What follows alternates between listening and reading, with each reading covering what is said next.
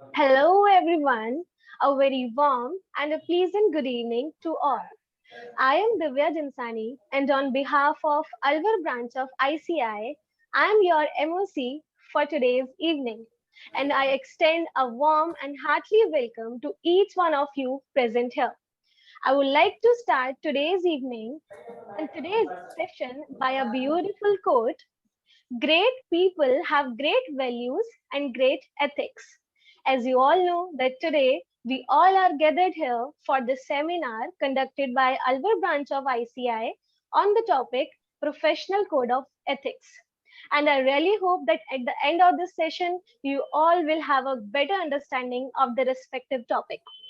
It gives me immense pleasure in introducing you the chairman of Alvar branch of ICI, CA Amit Agarwal ji, and I would like to invite him to say a few words. Very good afternoon to everyone. आज के हमारे learned speaker Ankit Maheshwari ji, हमारे CP committee chairman Rajesh sir, secretary Pushpalawat, treasurer Nitin Gupta, vice chairperson Priyanka ji, Jitendra, respected members, students and my dear friends. आज के जो हमारे seminar है professional code of ethics, उसमें आप सभी का हार्दिक स्वागत करता हूं और उम्मीद करता हूं कि आज के सेमिनार के अंत तक आप काफी कुछ हमारे प्रोफेशनल से रिलेटेड सीख पाएंगे। इसमें हम जीएसटी, इनकम टैक्स तो हम पढ़ते ही है और सेमिनार भी अटेंड करते हैं, इंडियस भी हो गया, लेकिन इस पे जो प्रोफेशनल कोड ऑफ एथिक्स है, हमारे जो कोड ऑफ एथिक्स जो कि हम एग्जाम में भी पढ़ते हैं, जो फाइनल एग्जाम में भी ये सब्जेक्ट है, उस पर हम ध्यान नहीं दे पाते। लेकिन by virtue of seminars like this हम अपने आप को रिफ्रेश करते हैं, अपनी जो भी हमने सीखा था उसको हम रिफ्रेश करते हैं कि क्या क्या जो चीजें थी। तो ये बहुत अच्छी चीज है कि एक सेमिनार हमने जो ये आप लोगों के लिए कराई प्रोफेशनल कोड ऑफ एथिक्स, इसलिए कराई है कि जो चीज हम ध्यान से भूल चुके हैं, जो हमने पढ़ी थी फाइनल के एग्जाम में सीए जब हमने क्वालिफाई किया था, तो वो एक बार फिर से वो रिफ्रेश हो जाए। तो ये आज की डेट में जरूरी भी है, जिस तरह के इंसिडेंसेस हो रहे हैं आजकल। तो मैं फिर से पुनः आप सभी का स्वागत करता हूं और अंकित महेश्वरी जी का मैं तहे दिल से आभारी हूं कि उन्होंने अपना कीमती समय निकाला हमारे लिए, अलवर ब्रांच के लिए। Thank you so much sir, thank you so much. Over to you. Thank you, CA Amit Agarwal ji. Moving further, I would like to invite CA Rajesh Manak ji, Vice President of RTCA, to enlighten us about today's speaker, that is CA Ankit Maheshwari sir. Over to you, Rajesh ji. Thank you, Divya ji. Very good evening to all of you. First of all, congratulate to this Alvar branch CA team, executive team, the whole team, especially Chairman Amit Agarwal ji, Pushpalawat and all executive. They are doing wonderful job. अभी आपने देखा कि लगातार back to back हमने Alwar branch लगातार programme करा रही है, और उसी के अंदर अभी कल भी एक प्रोग्राम हुआ था आउटरीच का। कल आने वाले कल में भी अपना एक ऑडिटिंग स्टैंडर्ड पे होने जा रहा है, और 7 डेज अपने सीए जुलाई मनाने जा रहे हैं, 1 से 7 जुलाई। तो मैं सबसे पहले अपने चेयरमैन अमित अग्रवाल जी, सेक्रेटरी पुष्पालावत जी और ऑल एग्जीक्यूटिव मेंबर्स जितने नितिन जी, प्रियंका जी, आकाश जी और जितेंद्र जी, सबको मैं बहुत बहुत कॉन्ग्रेचुलेट करता हूँ, बधाई देता हूँ कि वो इतना अच्छा काम कर रहे हैं। उसी की कड़ी में आज अंकित जी हमारे बीच मौजूद हैं, जो कोड ऑफ एथिक्स के बारे में हमें बताएंगे। और अंकित महेश्वरी जी जयपुर से हैं, और कोड ऑफ एथिक्स कहते हैं कि भाई कोड ऑफ जो एथिक्स से चलता है वो ही महान बनता है। तो एवरी प्रोफेशनल ब्रदर्स को एथिक्स का पालना करनी चाहिए, मेरा मानना है। मैं कितनी करता हूँ मुझे पता नहीं है, बट कोशिश करना चाहिए कि हर कोई जो है एथिक्स स्टैंडर्ड्स उनको फॉलो करे। बहुत सी बातें होती हैं, फीस ऑफ अंडर कटिंग होती है, बहुत सी चीजें ऐसी होती हैं जो हमें पता नहीं होता कि हमको बोर्ड का हमारा साइज क्या होता है, या हम अपना नाम कहाँ कहाँ लिख सकते हैं। नंबर ऑफ थिंग है जिसको हमें अंकित जी बताएंगे। मैं अंकित जी का वेलकम करता हूँ। अंकित महेश्वरी जी इज वेरी डायनेमिक पर्सन। मैं उनका थोड़ा ब्रीफ में थोड़ा इंट्रोडक्शन करना चाहूँगा कि Ankit is a former secretary of Jaipur branch of ICI for the year 2021 and 22. He was also nominated president of the youth wing of RTCA. Ankit is an experienced chartered accountant with over 15 years of work experience across geographies, having expertise in transaction advisory services. He has helped large business houses of the country to channelize their investment in the state of Rajasthan. He has been authorized by the RICO to assist them in counseling large business houses to invest in Rajasthan. He is also managing partner of Messrs. Ankit Maheshwari and Associates, Chartered Accountant, which is a leading firm of Jaipur. Ankit has been a very keynote speaker of the many subjects. VCMs on ethics, बहुत सारी हैं, company administration, UDI and national tax conferences hosted by TCA, RTCA, decoding, CA startups started by Headset Networking. Ankit is also a co-founder of Map Your Skills, a NGO founded by a group of experienced finance experts to help and guide fresh CAs in shaping and uplifting their career. It provides young finance professionals essential grooming, counseling, and technical knowledge. Under his leadership, Map Your Skill conducted various sessions jointly with KPMG and ACCA. He is also founder of CA Accelerator Program, Jaipur. So he's a very dynamic person. So I welcome Ankit Maheshwari ji to enlighten all of us. Please welcome Ankit Maheshwari. Thank you. Thank you, Rajesh sir. Nothing can be better to be introduced by you. It's a privilege आपसे introduction लेना. And it is indeed a privilege for me कि अलवर के साथ पहला address है. I was supposed to come in last month on the same date, I guess. But the physical session था, and we were about to discuss on project financing and its nitty-gritties. But unfortunately, I acquired COVID. I was traveling to Bangalore. तो उस समय आ नहीं पाया. But it was destined कि अलवर वालों से मिलना है और आप सभी से मुलाकात होगी. So nothing could be better than that कि मेरे favorite topic है code of ethics और उसी पे बोलने का मौका मिल रहा है. Right, sir. Revised code of ethics आने के बाद बहुत सारे challenges है, बहुत सारी nitty-gritties है. जैसा राजेश जी ने भी कहा, दिव्या ने भी कहा. I second to that point कि if you have to be, great, you have to be great in ethics. And if you have to be if you want your profession to reach greater heights, हम discuss तो करते हैं close rooms में, बहुत बार discuss करते हैं कि profession के साथ ये हो रहा है, ये challenges है, ये problems है, autonomy जा रही है. मैं सारे issues को cover करूंगा. लेकिन bottom line राजेश सर ने बता दी, bottom line दिव्या ने भी बता दी. From a very young professional to very experienced professional, दोनों ने bottom line बताई कि अगर profession को greatness पे देखना है, तो I think there is one thing which is the backbone of this profession is code of ethics, is these ethics. Amit ji ने बहुत ही अच्छे से, thank you Amit ji for inviting me and coordinating, and thank you to entire managing committee of our Alwar branch to host this much needed program.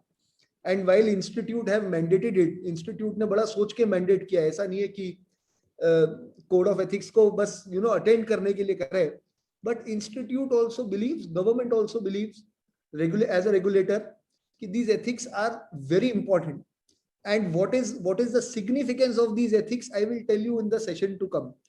But rightly said by Amit ji कि ये entire profession का जो backbone है वो code है, और हमें accountant को chartered accountant बनाने में ये जो chartered word है ये naturally हमारी पढ़ाई, हमारी skill, हमारी degree से acquire हुआ है.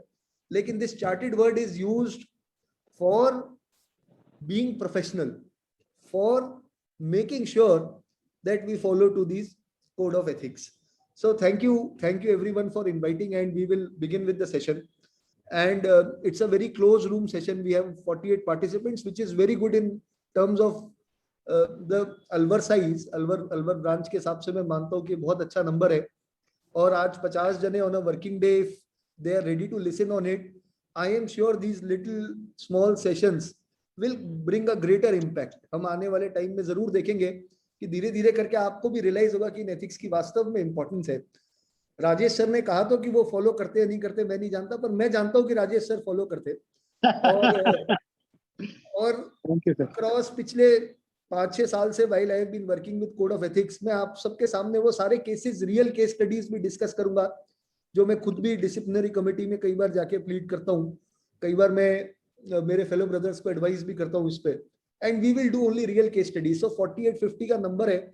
मैं नहीं चाहता कि मैं स्पीकर हूँ और आप ऑडियंस हो, ये दोनों ही पढ़ के आए हम सभी कोड ऑफ एथिक्स पढ़ के आए। Let us make it a very interactive session, let us not make it like any virtual CP जहाँ पे ऑडियंस म्यूट करके बैठ जाती है और स्क्रीन ऑफ करके बैठ जाती है और वो ये सोचती है कि 2 घंटे का सेशन अटेंड हुआ और मेरी इंस्टीट्यूट की ये रेगुलेशन पूरी हो गई कि मैंने साल में जो मुझे 2 घंटे mandatory code of ethics attend करना था वो मैंने अटेंड कर लिया। मेरी रिक्वेस्ट है, and that is the only motivation for a speaker, is while audience reciprocates. Audience जब बात करती है, ऑडियंस क्वेश्चंस पूछती है, मेरे मेंबर्स क्वेश्चंस पूछते हैं, चाहे सीनियर्स हो यंग हो, वो मेरे लिए अकम्प्लिशमेंट है।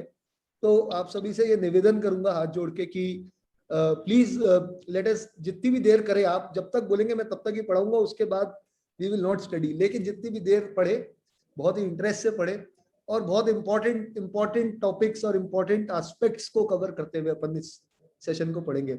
मेरी ये रिक्वेस्ट भी है अमित जी, अगर आप मुझे होस्ट, ओके फाइन। सो एक प्रेजेंटेशन है, प्रेजेंटेशन इसीलिए कि जस्ट एक बैकग्राउंड पीछे बना रहे। प्रेजेंटेशन आपके लिए भी और स्पीकर के लिए भी इंपॉर्टेंट होती है कि वो अपना ट्रैक नहीं खो बैठे इस पूरे प्रोसेस में। So before I really begin with the session, कुछ क्वेश्चंस है और चैट बॉक्स का अपन इस्तेमाल कर सकते हैं, अपन अनम्यूट भी कर सकते हैं। So my question here is a simple question, out of all these members who are present, can anybody tell me how many disciplinary cases are pending with the institute? Any answers to this? Sir Alwar से तो बहुत ज्यादा, अलवर से कोई involve ज्यादा नहीं है sir. पर वैसे तो ओवरऑल इंडिया के कंटेक्स्ट में हम लोग हैं ही बहुत सीमित संख्या में, और पर खास बात यह है कि डिसिप्लिनरी कमेटी में 2000 केसेस पेंडिंग है। Oh my God. और राजेश सर, पहले ये बात बिल्कुल सही है, पहले ये जो एप्लीकेबिलिटी थी ये बहुत बड़ी अकाउंटिंग फर्म्स पे होती थी, छोटी अकाउंटिंग फर्म्स या छोटी एडवाइजरी फर्म या मीडियम एडवाइजरी फर्म्स जैसी अपन लोगों की है, उस पे इतनी ज्यादा एप्लीकेबिलिटी और इतना रडार और इतना कोई था ही नहीं जो इतना कोई वॉच रखता हो। But as gradually we realise, और जितने नंबर ऑफ केसेस आते हैं तो मुझे ये रियलाइज होने लगा कि पहले अगर 5 साल पहले सिर्फ टियर 1 सिटीज से केस आते थे और बहुत बड़े अकाउंटिंग स्कैम्स, फ्रॉड्स और ऐसे केसेस ज्यादातर डिसिप्लिनरी कमिटीज में जाते थे, अब बहुत छोटे मैटर्स पे भी डिसिप्लिनरी कमिटी एक्टिव हो गई है। But this number is phenomenal, this number is 2000. That means if I say and 99% of the cases are pertaining to the practicing chartered accountants, only 1% cases are there which pertains to professional accountants who are in service or by some, or in business, or they were not expected, or they were expected to follow those code of ethics. So if I assume that out of 3,25,000 chartered accountants in the country, 1.5 lakh CAs जो है वो practice में, और इस 1.5 लाख में से अगर 2000 CA already radar में है, ऑलरेडी जिनके केसेस पेंडिंग चल रहे हैं, so 1% population is a substantial population to be under radar. It's a huge number. And with NAFRA coming up with the kind of this, our Chartered Accountants Act has been amended of late, right? And we were all debating on it. जब दोनों houses में पास हुआ, फिर standing committee में पास हुआ, मैंने एक parliamentarian की स्पीच भी सुनी और मैंने ये समझा कि कैसे वो लोग चार्टेड अकाउंटेंट्स को देखते हैं। सो आई थिंक हम लोग ड्राइंग रूम डिस्कशन से बाहर आ गए और it's a very serious matter to discuss कि वास्तव में अगर हम ये सोचते हैं कि प्रोफेशन को एक अच्छी हाइट्स पे देखना है तो बहुत सारे चेंजेस है जो अपने को करने की जरूरत है, the way we are practising. So 2000 cases are pending. Abhinav का एक क्वेश्चन है, वैसे मैं क्वेश्चंस लास्ट में भी ले लूंगा, but it's a very basic question, what is the difference between code of conduct and code of ethics? So ethics, see, conduct is a very broader word. Ethics is what institute has framed. So conduct तो is applicable on all spheres of life. I can give you example, and that example I can give you कि जब UK में ये charter आया था और हमने UK से ही अपना चार्टर अडॉप्ट करा, while it came. So a chartered accountant was traveling in a train in Europe without a train ticket. जब he was caught, जब उसको पकड़ लिया गया तो उसने फाइन भरा तो जो institute of chartered accountant of England and Wales है वो एक्टिव हुआ और उसने कहा कि ये गलत है, this is not non ethical, this is against the code of conduct. एक चार्टर्ड अकाउंटेंट जो है he is expected to carry a ticket in a valid ticket in a train and travel, and that is what the difference is. So ethics are those rules and regulations, but conduct is your overall conduct. इतना sensitive profession है अपना कि the way we lead our lives, it is not about these ethics only. You are right. It is about the way we are conducting our lives. What kind of examples are we setting? What is the public expectations from us? It is beyond profession. ये सिर्फ profession की बात नहीं कर रहे, हम beyond profession भी कुछ बात कर रहे. The way we are leading our lives, it has to be impactful, it has to be rightfully conducted, and ethics are those framework which has been given by the institute. So that's the broader. So conduct is a broader term. Ethics are those rules and regulations which are framed by the institute to guide you as to how do you conduct yourself. So that's the beginning of the session. So 2000 cases are pending. And I genuinely feel that this profession now stands on two major pillars. One, professional competence, and other is code of conduct. If one pillar is fractured, either of them, be it code of conduct or be it professional competence, अगर एक भी fracture होता है तो profession के लिए बहुत tough times है. जब मैं बात करता हूँ कि प्रोफेशन दो इंपॉर्टेंट स्तंभ पे खड़ा है, और जब मैं इस चीज पे बात करता हूँ कि मैं प्रोफेशनल कॉम्पिटेंस की बात करता हूँ, तो मैं राजेश सर ने एक बहुत अच्छी बात बोली, और वो बात बोली थी sir under cutting of fees की. वैसे तो फीस को लेके हमारे पास सिर्फ एक गाइडलाइन है, but it doesn't fall under the category of code of ethics. और राजस्थान में या even northern part of the country में ये undercutting, even subject to government tenders, सब में ये बहुत सारी चीज होती है. अंडर कटिंग से भी इंपॉर्टेंट बात जो है वो मैं जब आपको इसको कोरिलेट करता हूँ प्रोफेशनल कॉम्पिटेंस से, तो बहुत सारे यंग सीएस भी है जिन्होंने इस कॉन्फ्रेंस को, इस सेमिनार को ज्वाइन करा. और बहुत सारे सीएस, आज सुबह सुबह ही मैं उठा तो किसी सीए का मैसेज आया कि ये लास्ट डेट है, अपनी रिटर्न फाइल नहीं करिए तो रिटर्न फाइल कराएं. ऐसे बहुत सारे मैसेजेस, ऐसे बहुत सारी रोविंग क्वेरीज, ऐसी बहुत सारी चीजें जो कि एकदम क्लियरली सिग्निफाई करती है कि ये क्लाइंट सॉलिसिटेशन है. जो हमने ये चीज पढ़ रखी है, ऐसी बहुत सारी चीजें मार्केट में फ्लोट करी हैं. टीयर 2 टीयर 3 सिटीज जहां से हम लोग बिलोंग करते हैं, वहां पे कई बार किसी के ऑफिस के बाहर हम ऐसा बोर्ड भी देखते हैं कि इनकम टैक्स रिटर्न फाइल कराएं एक्स अमाउंट रुपीज में, मात्र इतने में जीएसटी रिटर्न फाइल कराएं. ये सारी चीजें is against competence. If you are competent, profession की जो बैकबोन थी वो यही थी, और जो थॉट था कि क्यों क्लाइंट सॉलिसिटेशन नहीं होना चाहिए, वो थॉट इसीलिए था कि अगर आप कॉम्पिटेंट हैं तो क्लाइंट आप पे वॉक इन करेगा, आप अपनी मन मर्जी की फीस चार्ज करेंगे, आपकी रिक्वायरमेंट, क्लाइंट की रिक्वायरमेंट अगर आप फुलफिल कर रहे कॉम्पिटेंटली, तो it is x, what ever you feel, आप उतनी फीस चार्ज कर सकते हो. And that is why this profession was always respected. But कुछ जनों को शायद 1% ऑफ द केसेस में ऐसा लगता है कि ऐसे क्वेरीज भेजने से, बल्क व्हाट्सएप भेजने से, बल्क एसएमएस करने से, साइन बोर्ड्स लगाने से बहुत सारे क्लाइंट्स मेरे यहाँ वॉक इन करेंगे. तो मेरे को लगता है ऐसा पॉसिबल नहीं है. मैं आपको अपना एग्जांपल दे सकता हूँ. सो मैंने मेरी आर्टिकलशिप दिल्ली से करी, SS Kothari Mehta and company से, और फिर मैं अर्न्स्ट एंड यंग में चला गया. और मेरे पेरेंट्स जयपुर में थे. जयपुर में आके प्रैक्टिस सेटअप करना चैलेंजिंग था, कोई बैकग्राउंड भी नहीं था. और मैंने through out risk advisory services, internal audit में काम किया था. सो while I setup my practice, मैं जयपुर में बहुत जगह जाता था और मैं बोलता था कि मैं इंटरनल ऑडिट करता हूँ, तो बहुत जनों को तो समझ ही नहीं आता था. आई am talking about 15 years back कि इंटरनल ऑडिट चीज क्या है और इसकी रिक्वायरमेंट क्या है, स्पेशली दोस प्राइवेट लिमिटेड कंपनीज और मिड साइज क्लाइंट्स जो अब थोड़ा हो सकता है इंटरनल ऑडिट को लेके अवेयरनेस क्रिएट कर गए. But I knew that this is my competence, this is what I have acquired with Mehta Saab, or this is what I have acquired in Mimani with Ernst and Young. मैं उस पे completely stick किया. It took some time कि जयपुर के market को ये aware कराने में कि what internal audit is and how a small town CA like Ankit Maheshwari or like Amit Agarwal or like anyone can with their competence can create an impact as good as a big four. So हम अपने systems पे काम करें office के, हम अपने processes के काम करें, हम इस चीज में बिलीव रखें कि जो भी सर्विस मैं प्रोवाइड कर रहा हूं वो high quality of service provide कर रहा हूं and it cannot be compromise. Nobody can buy me at 500 rupees, 700 rupees और 1000 rupees. दैट्स नॉट, इस प्रैक्टिस का वैसे भी कोई भविष्य नहीं है. मैं पुराने वाले सीएस की बात नहीं कर रहा जिनकी एस्टेब्लिश्ड प्रैक्टिसेस है और जिनके पास रिटेल में बहुत सारे क्लाइंट्स हैं.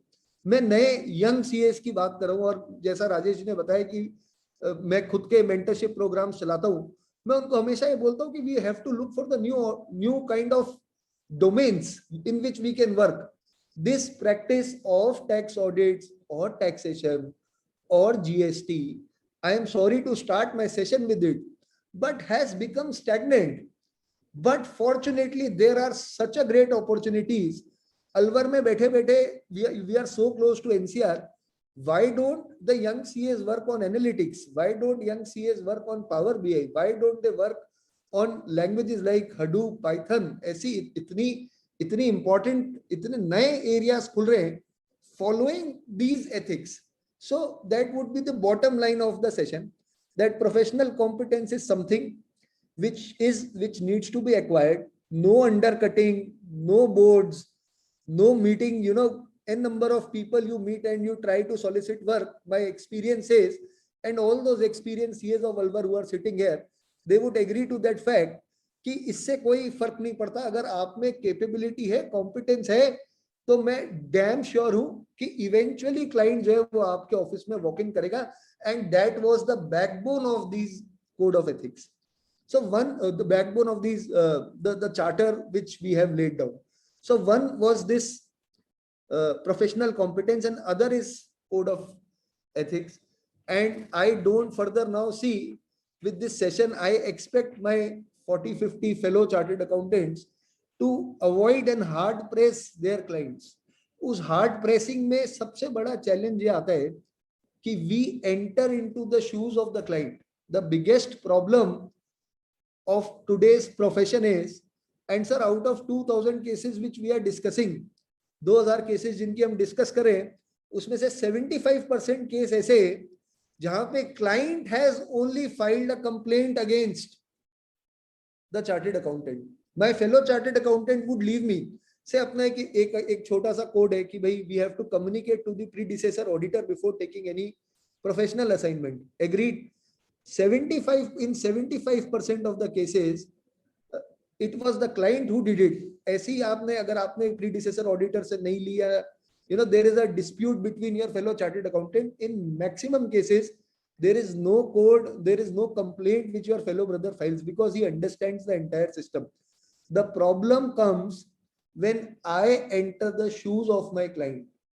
And what is the root cause of this problem? आप इस problem को अगर जड़ से समझना चाहते हैं तो जड़ से समझने के लिए मैं आपको ये बताऊंगा कि ये वहां से स्टार्ट होता है जब आप क्लाइंट को हार्ड प्रेस करते हो, जब आप ये एफर्ट करते हो कि आप क्लाइंट से जुड़ जाओ, जब आप there is a considerable effort which you are doing कि क्लाइंट आपसे किसी भी तरह जुड़े. ऐसे केस में जनरली आप क्लाइंट्स के शूज में जाके बैठ जाते हो. जब आप क्लाइंट के शूज में जाके बैठ जाते हो, जब ये आप इंश्योर कर लेते हो कि आपने you are in client shoes, that itself indicates कि आपकी independence is over. While I am speaking about client shoes, I mean that the distinguishment, the independence has gone. I have now worn the shoes what my client was wearing. Ask this question to yourself. Ask this question to yourself कि कितने जने हम ऐसे हैं और हमारे कितने engagements ऐसे हैं जहां पे हम वास्तव में इंडिपेंडेंट हैं. कितने एंगेजमेंट जैसे जहां पे मैं एक छोटी या बड़ी कंपनी का स्टैट्यूटरी ऑडिटर भी हूं और मैं उसकी बुक कीपिंग भी कर रहा हूं. बहुत कॉमनली आया हुआ केस मैं आपको बता रहा हूं कि जब भी इंस्टीट्यूट पे क्लाइंट कोई कंप्लेन फाइल करता है तो पहला ग्राउंड ही वो ये क्रिएट करता है कि मेरी टैक्स रिटर्न से लेके मेरे टैक्स पेमेंट से लेके मेरी ऑडिट, मेरी book keeping was done by my chartered accountant. And the first question what institute ask me here, पहला क्वेश्चन ही इंस्टीट्यूट यहाँ पे मुझसे ये पूछता है कि भाई while you were providing an attestation services, while you were providing an auditing services, why were you doing bookkeeping? जब उसको प्लीड करने के लिए मैं अमित जी कागज निकालता हूं ना, तो इंस्टीट्यूट मुझे पहले कागज भिजवा देता है. क्लाइंट के पास बिल पड़े हुए होते हैं, एक ही बिल में, मेरे लेटर हेड के एक ही बिल में ये लिखा हुआ होता है कि statutory audit fees for financial year 2021 X amount, book keeping services और monthly accounting services. The moment I did it, so या तो फिर we do it smartly enough, है ना? And if we are not doing it smartly enough, and if it is established on paper that there's a difference, there is no independence between the chartered accountant and the client, that's where the problem starts. यहाँ से problem start होती है. So इसीलिए मेरा आपसे ये request है कि इन दोनों पिलर्स को ध्यान में रखते हुए अपनी प्रैक्टिस को आगे बढ़ाएं. One, the professional competence, and another is the code of ethics. इसमें दो इंपॉर्टेंट चीजें और मैं ऐड करना चाहता हूं before I comments with this session. That is number one,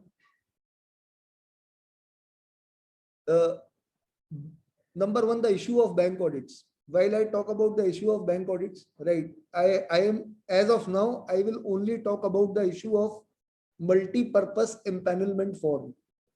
और यहाँ पे जो लोग पिछले 7-8-10 साल से प्रैक्टिस में है, वो इस चीज को रियलाइज भी कर रहे होंगे कि ये मल्टीपर्पस एम्पैनलमेंट फॉर्म जो है, it has become very comprehensive to the extent कि आपकी पर्सनल आईटीआर्स भी मांगी जाती हैं, फर्म की आईटीआर्स भी मांगी जाती है. ये भी देखा जाता है कि किस किस सोर्स से आपने आप एज अ पार्टनर आपने इनकम जनरेट करी है, and this is been done by a third party audit. So earlier while it was within the institute, अगर कोई डिस्क्रिपेंसी भी होती थी अपनी कैटेगरी को प्लस माइनस करने के लिए, institute used to neglect it. There is a mandate from RBI with respect to this, and institute from this MEF, because now August we file our MEF. From this MEF, I can tell you that there is, from this MEF, I can tell you that there is no possibility of that kind of a escape. So make sure that whatever the constitution of your firm is, it is an appropriate constitution. And the idea of dummy partners or partners who were already salaried should not be a part to that constitution, because this data is scrutinized, and this will be scrutinized. Earlier it was like, you just received the query. This time these all cases shall be routed through the disciplinary directorate. That's my concern number one. Another thing is that there is a change in, with COVID coming up, there's a change in profession and the way we are executing our audits. So all those who are into this audit and attestation function, I would ask them, because even I have done a lot of audits which we have done remotely by taking clients' data, taking access to SAP, or for a smaller client, even taking their tally data and auditing from our offices. While we do such kind of things, we need to reassess and reevaluate our audit risk also. And because this audit risk is something, so every time while you start dealing with a client, every time you should have a practice of having a separate engagement letter for every year. That engagement letter needs to be documented how small or big your client is, because now I hope you are aware of this fact also. I am linking 3-4 stories here. One, I hope you are aware about the fact that all those who are doing audit for listed companies, all those who are doing audit for public sector banks, all those who are doing audit for insurance companies, so they are now subject to peer review. While everyone is, so that means almost everyone is subject to peer review, irrespective of earlier only the bigger firms used to be in peer review, irrespective of the size of the firm. Because everyone does a branch audit, or everyone does a 1 or 2 listed companies audit or a public limited companies audit. So with this peer review, even your small client working documentation shall be seen. So that's point number one. With this peer review, I want to communicate that, make sure that all your documentation from starting to end of the audit is rightly done. To reach any audit opinion, there has to be a proper documentation. Now, what is audit documentation? We have a proper standard of auditing on it. I will not cover it, but Amitji, a humble request that, we can have a separate session on audit documentation, because I don't want to go here and there. But it's a very important topic, because a lot of people, while they were renewing their engagements, never think of signing engagement letters कि ये client तो बहुत छोटा है, इससे क्या engagement letter sign करने की जरूरत है, और there is a trust, there is a relationship, ये एकदम ही मेरा जानकार है, I don't think I am required to sign an engagement letter. जब मैं डिसिप्लिनरी कमिटी में केसेस को प्लीड करता हूं, तो मेरे को ये रियलाइज होता है कि मेरे पास डॉक्यूमेंटेशन ही नहीं है to safeguard my fellow member. And that is why I am insisting you that make sure from end to end, from your engagement to your audit opinion, make sure that adequate documentation is done. Now, what is an adequate audit documentation? उसकी definition मैं आपको बहुत अच्छे से बता सकता हूँ. If anybody wants to tell me what does adequate audit documentation means? Any answers? Any answers to what does adequate audit documentation है? Basic standard of auditing की बात कर रहा हूं मैं, कोई भी अभी तो टेक्निकल स्टैंडर्ड की बात ही नहीं कर रहा, क्योंकि टेक्निकल स्टैंडर्ड की बात तो हम तब करेंगे जब बेसिक्स हमारे स्ट्रांग हो जाए.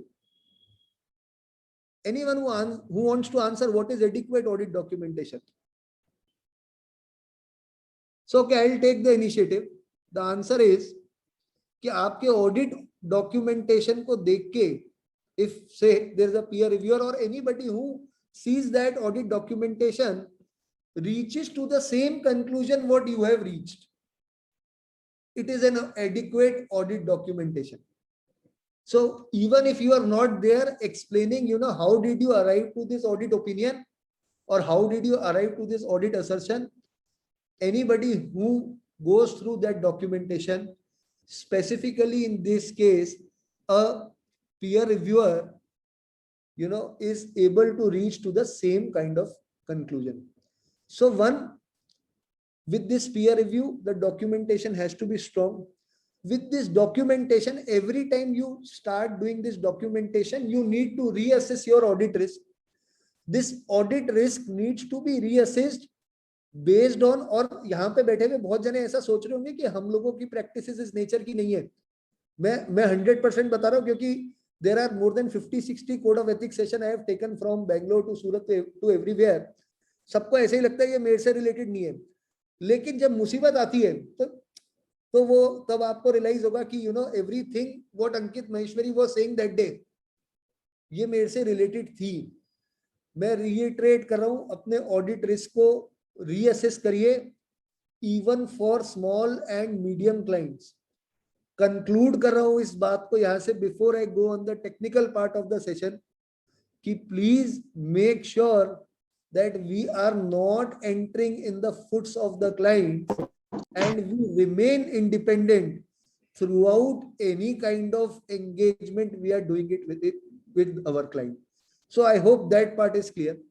I begin with my presentation, and in case there are any questions as of now, we are I'll be more than happy to discuss those questions.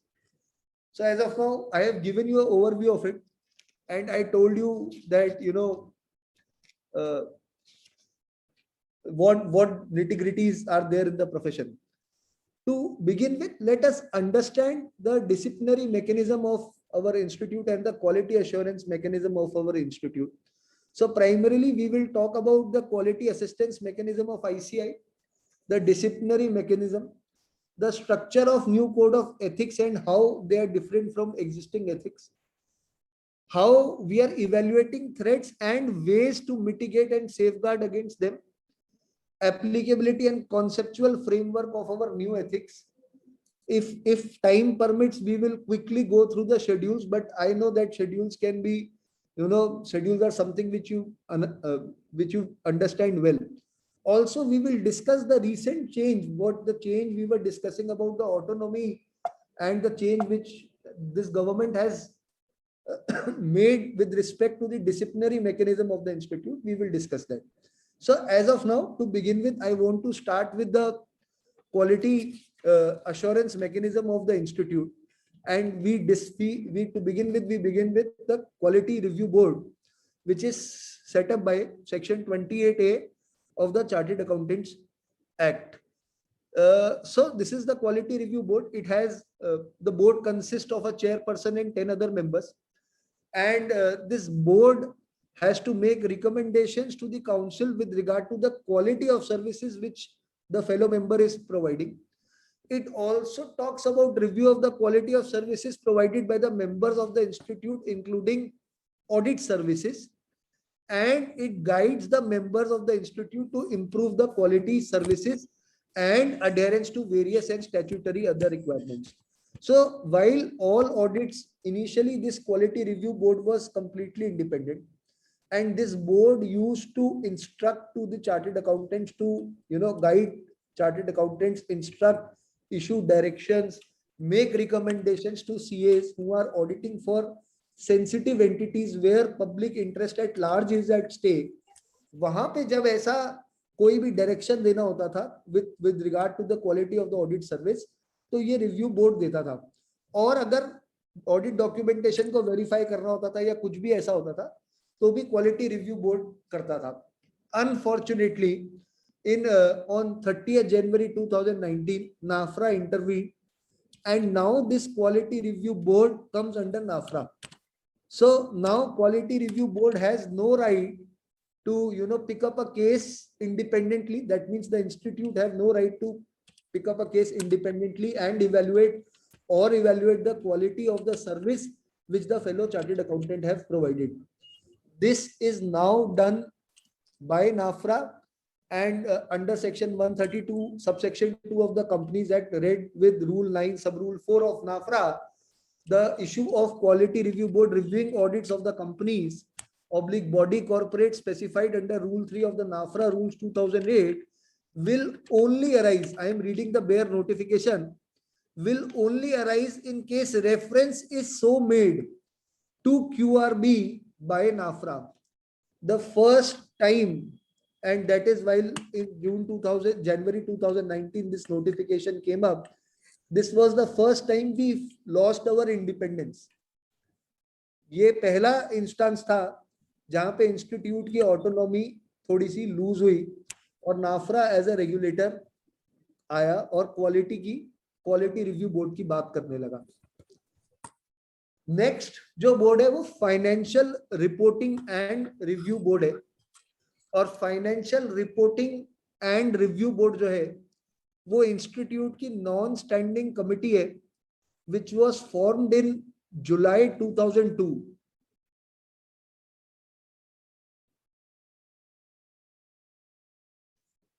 Abhinav, while answer to your question, I have read it. मैं last में answer करूंगा. It's a very valid question. So back to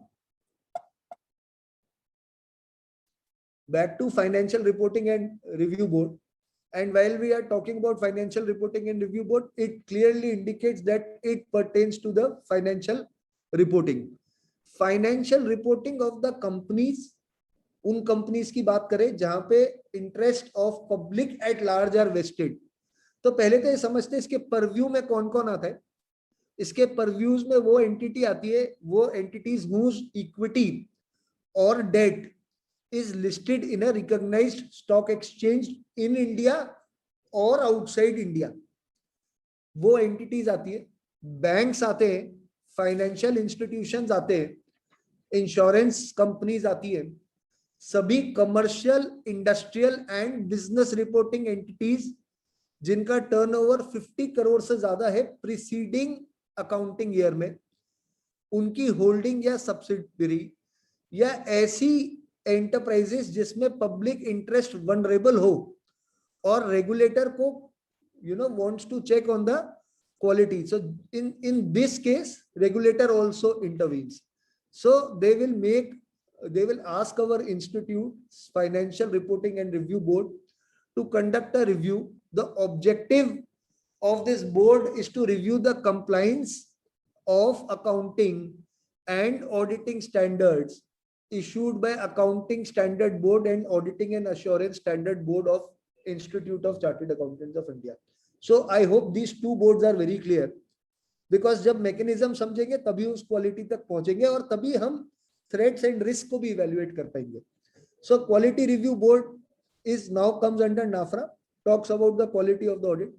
Financial Reporting and Review Board is still independent, but it only talks about those entities where public's interest is at large, and what needs to be understood is, as auditors, whether we have complied to the auditing and assurance standard or generally accepted auditing principles or Ind AS or whatever which is applicable to my client, and whether the compliance has been made properly or not. With this, the third comes the peer review board. Peer review पे मैंने discussion करा और एक question आया अभिनव जी का.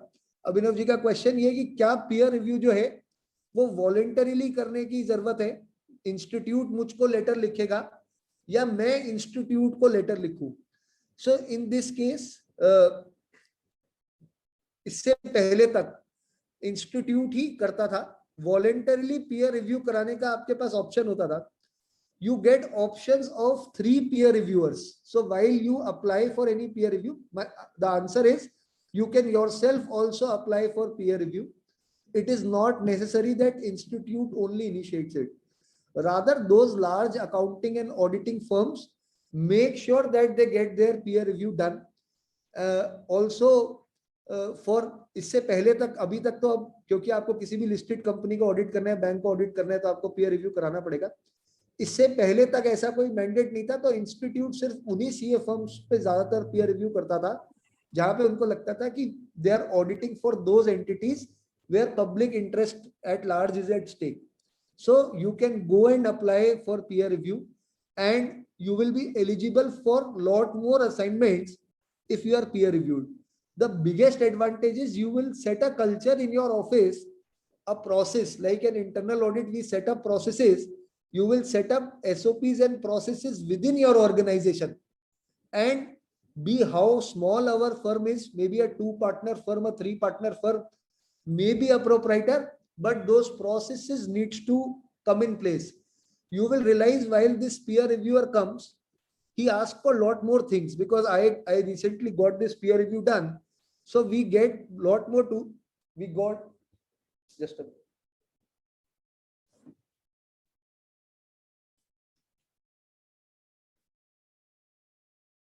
So there's a lot more perspective this peer reviewer brings. The perspective primarily talks about the processes what your office has established. That is why I'm telling you it is not easy to get a peer review. Only documentation will not do. My peer reviewer asked me a lot of questions. What are the HR practices? The question was, what are the HR practices and policies in your organization? How do you ensure that the best of the resource or the best of the article or the best of the partner has the expertise to conduct a specific nature of assignment? What are the policies pertaining to the leaves and payment of stipend of articles? So the peer review now does not only talks about the audit documentation. While a peer reviewer will come to your office, he will see the entire processes which you have laid. He will see the culture of your office. He will see how vulnerable you are to those audit risk, or is there any possibility that right resources are not at right place. For example, I was doing a investigation assignment for a listed client. So the peer reviewer asked me that who is the person who has done forensic audit course while executing this assignment, and we had a red flag there. Even though investigation is an advanced version of internal audit or system audits where we have a whistleblower, but in this case he put a red flag against that there is the staff was inadequately qualified to conduct such kind of a assignment. So इसीलिए मैंने कहा कि आपको अपने office में practices, HR practices, office practices, training programs, I come from Jaipur and we have a very established firm here, Kalani and Company.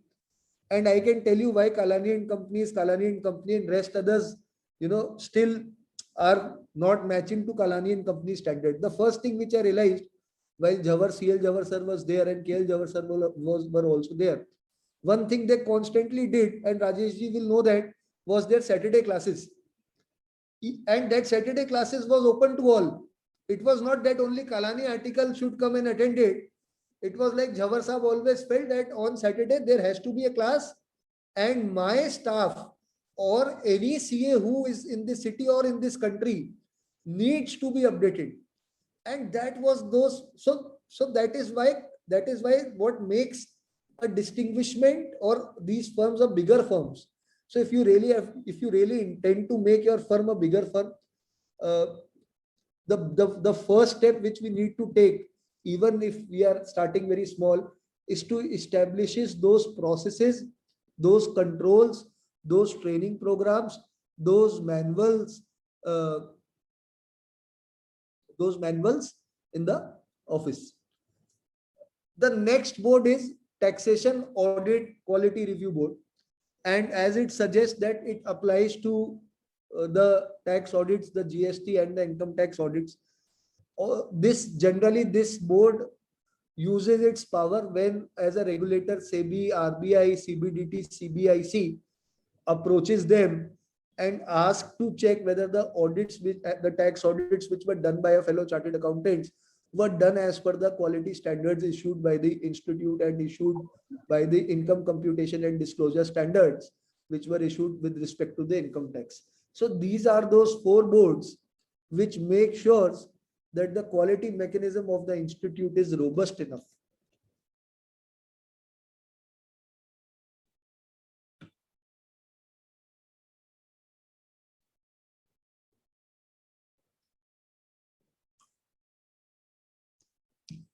So Abhinav has one more question, which is in regard to the peer review board, and I would want to answer this question that we have 3 branches. Peer reviewer will visit all branches or call documents at HO. It is as good as, while I am auditing for a holding company or while I am auditing for a company which has branch offices, their auditor has, we studied this principle also, that auditor has the right to visit branches. In most of the cases, peer reviewer will visit your head office or the office from which major operations are carried on. So the first thing, if you have 3 branches, the answer to this is it is up to him to decide whether he wants to visit all or wants to keep one. But whatever peer reviewers I have witnessed, generally they visit that branch from where major operations are there, and for the other things, the documentations are called.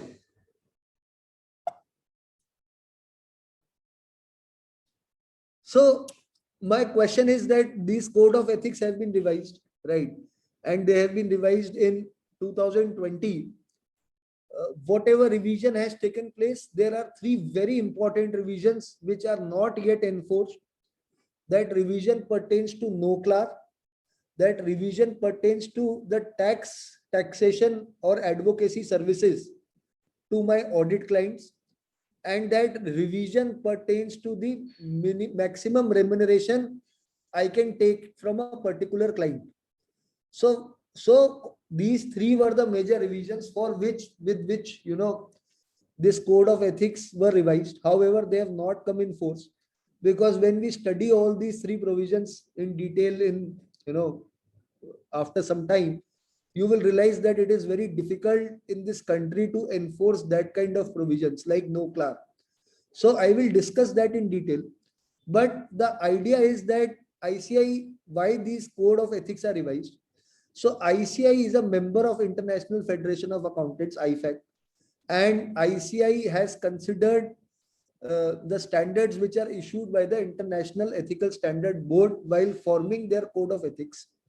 The ethics last was revised in 2009. So it has been a decade after which these ethics are revised, right? And these ethics are applicable from 1st July 2020, barring 3 most important things, which I will discuss.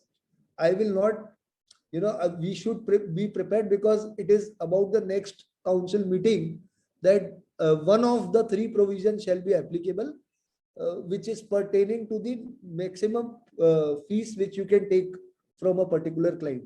उस पे मैं discuss करूंगा.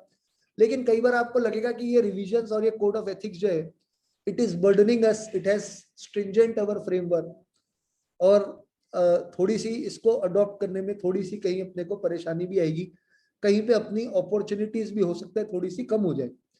लेकिन आप अगर अपने profession का transition देखें तो पिछले 10 साल में मैं जो ट्रांजिशन देख पाता हूँ, वो ट्रांजिशन में जो अपने नॉर्मल इनडायरेक्ट टैक्सेस थे, customs, excise, service taxes, GST का देख पाता हूँ, वो ट्रांजेक्शन में अपने इनकम टैक्स एक्ट में से डायरेक्ट टैक्स कोड का भी देख पाता हूँ. हमारा कंपनीज एक्ट 56 भी रिवाइज होकर 2013 में नया बना. और ये जितने भी ट्रांजिशन है इसमें कॉमन चीज है. And similarly this code of ethics are also revised. Even our accounting standards we went to Ind AS. ये सारे transition, that means all spheres of my profession, जो भी मैं प्रैक्टिस करता हूँ, everything is taking a revision.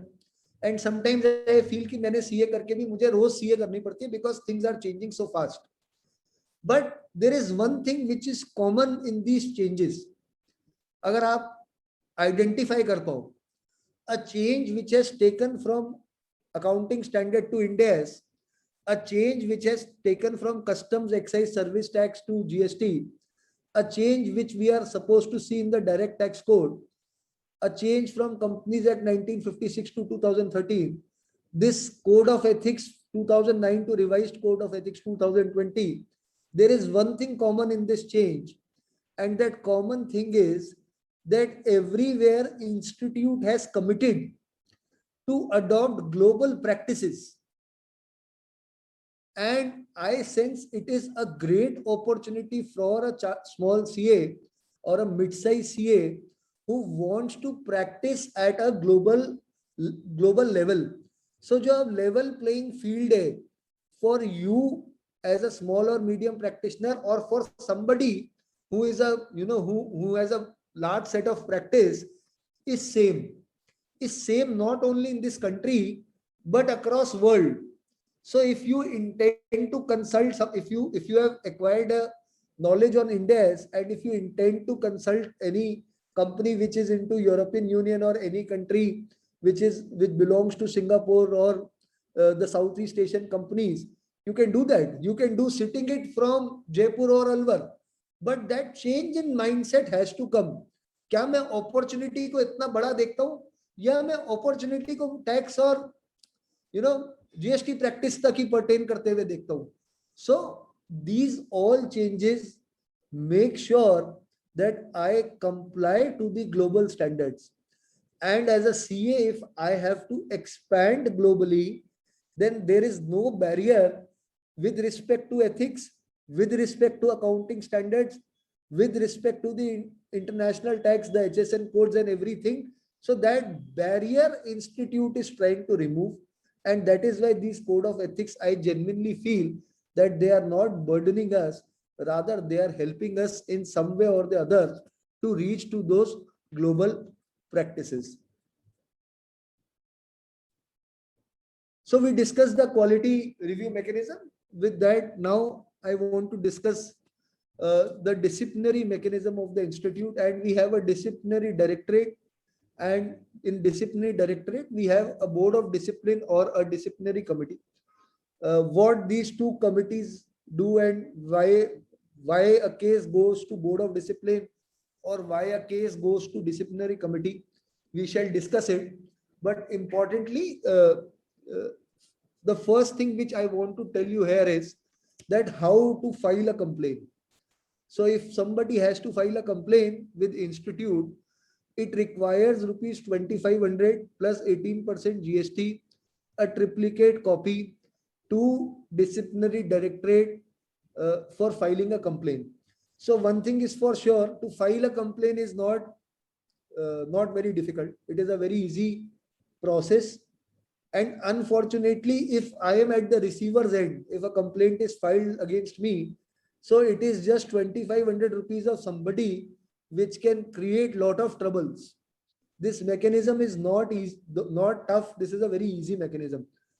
Another thing I can tell you, so chartered accountants are, we are, हम लोग तो सीधे साधे लोग हैं, but there are a lot of people in this ecosystem who are handling cases of disciplinary committee. So sir, मैं आपको कहना चाहता हूँ कि ये कुछ ऐसे जने जो आपके क्लाइंट को जाते हैं, एडवाइस करते हैं कि इंस्टीट्यूट का एक डिसिप्लिनरी डायरेक्टरेट है. मेरे क्लाइंट को नहीं मालूम कि इंस्टीट्यूट का ऐसा कोई डायरेक्टरेट होता है. उसको बता दें कि ये 2,500 रुपए में आप अपने सीए को ब्लैकमेल कर सकते हो. मैं आपको बिल्कुल सीधे शब्दों में बोल रहा हूं. और ऐसे जने सीएस नहीं है, कौन से प्रोफेशन से ये भी मैं नहीं बोलना चाहता, लेकिन ऐसे जने एग्जिस्ट करते हैं जो कि क्लाइंट्स को ऐसी एडवाइस करते हैं. सो मेरी इसमें बहुत हम्बल रिक्वेस्ट है कि be very careful. And that is why मैं शुरू से बोल रहा हूं कि कोई भी एंगेजमेंट ऐसा मत लीजिएगा जहां पे आपकी independence is in question. On papers तो बिल्कुल भी ऐसा नहीं होना चाहिए. सो अब इस डिसिप्लिनरी मैकेनिज्म को समझते हैं आगे. और हमारे पास यहाँ पे एक डिसिप्लिनरी डायरेक्टरेट है, एक बोर्ड ऑफ डिसिप्लिन है, डिसिप्लिनरी कमिटी है. सो डिसिप्लिनरी कमिटी पे बात करना चाहता हूँ. Disciplinary committee is constituted under section 21B of the chartered accountants amendment act. क्या करती है disciplinary committee? Where CAs are guilty of any professional misconduct or other misconduct mentioned in second schedule or both schedule of the Chartered Accountants Act. So वो cases जो second schedule में fall करते हैं या other misconduct of Chartered Accountants Act, वहां पे वो सारे cases disciplinary committee को refer होते हैं. आगे मैं schedules बताऊंगा, वैसे सबको पता ही है हमारे सारे schedules, but I will very quickly brief it.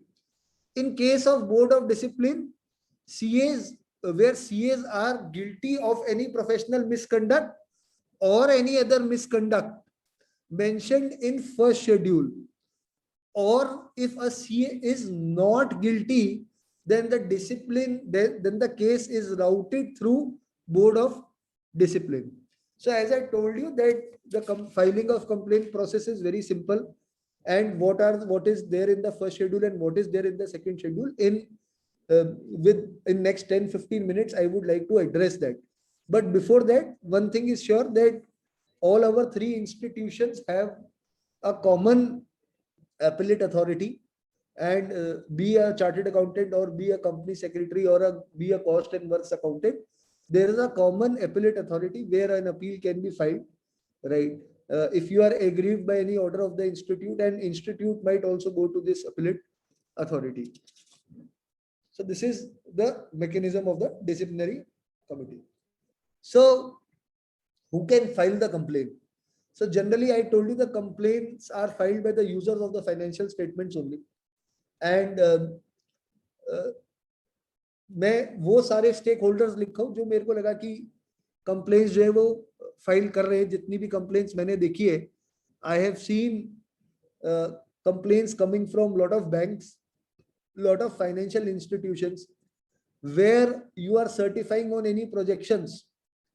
I hope it is very clear that a chartered accountant cannot certify on any financial projections, even though bankers ने formats बना रखे हैं. क्योंकि अलवर, आप लोग अलवर ब्रांच से हो, सारे इंडस्ट्रियल टाउन्स हैं, भिवाड़ी है, खुशखेड़ा है, टपूखरा है, बहुत सारे बैंक से ये प्रेशर आता है. और मैं जानता हूँ यहाँ पे बैठे हुए 50% जने जो है वो इसको सर्टिफाई भी कर देते क्योंकि बैंक के फॉर्मेट्स हैं. लेकिन इसमें से जब अब ये ट्रेंड सामने आने लग गया है कि जब 5-7 साल बाद कोई डिफॉल्ट सामने आता है, वॉलेंटरी डिफॉल्ट सामने आता है, तो ये कंप्लेंट मैकेनिज्म एक्टिव हो जाता है. और यही बैंक्स आप ही के अटेस्टेशन को इंस्टीट्यूट में कंप्लेन करते that we relied on the information which were provided by this chartered accountant. मेरे को अमित जी अभी एक केस था, वहां पे ग्रॉस रिसीट्स को सर्टिफाई करना था और सीए ने ग्रॉस रिसीट्स को और उसके आगे के प्रोजेक्शंस को भी सर्टिफाई करा, और 26 AS से वो रिसीट्स जो है वो मैच भी कर रही थी. ऐसी एक कंप्लेन है जहां पे बैंकर ने बोला कि ये जो 26 AS है वो एडिटेड है, उसका PDF फाइल जो है वो एडिटेड है, and that edit is done through this IP address.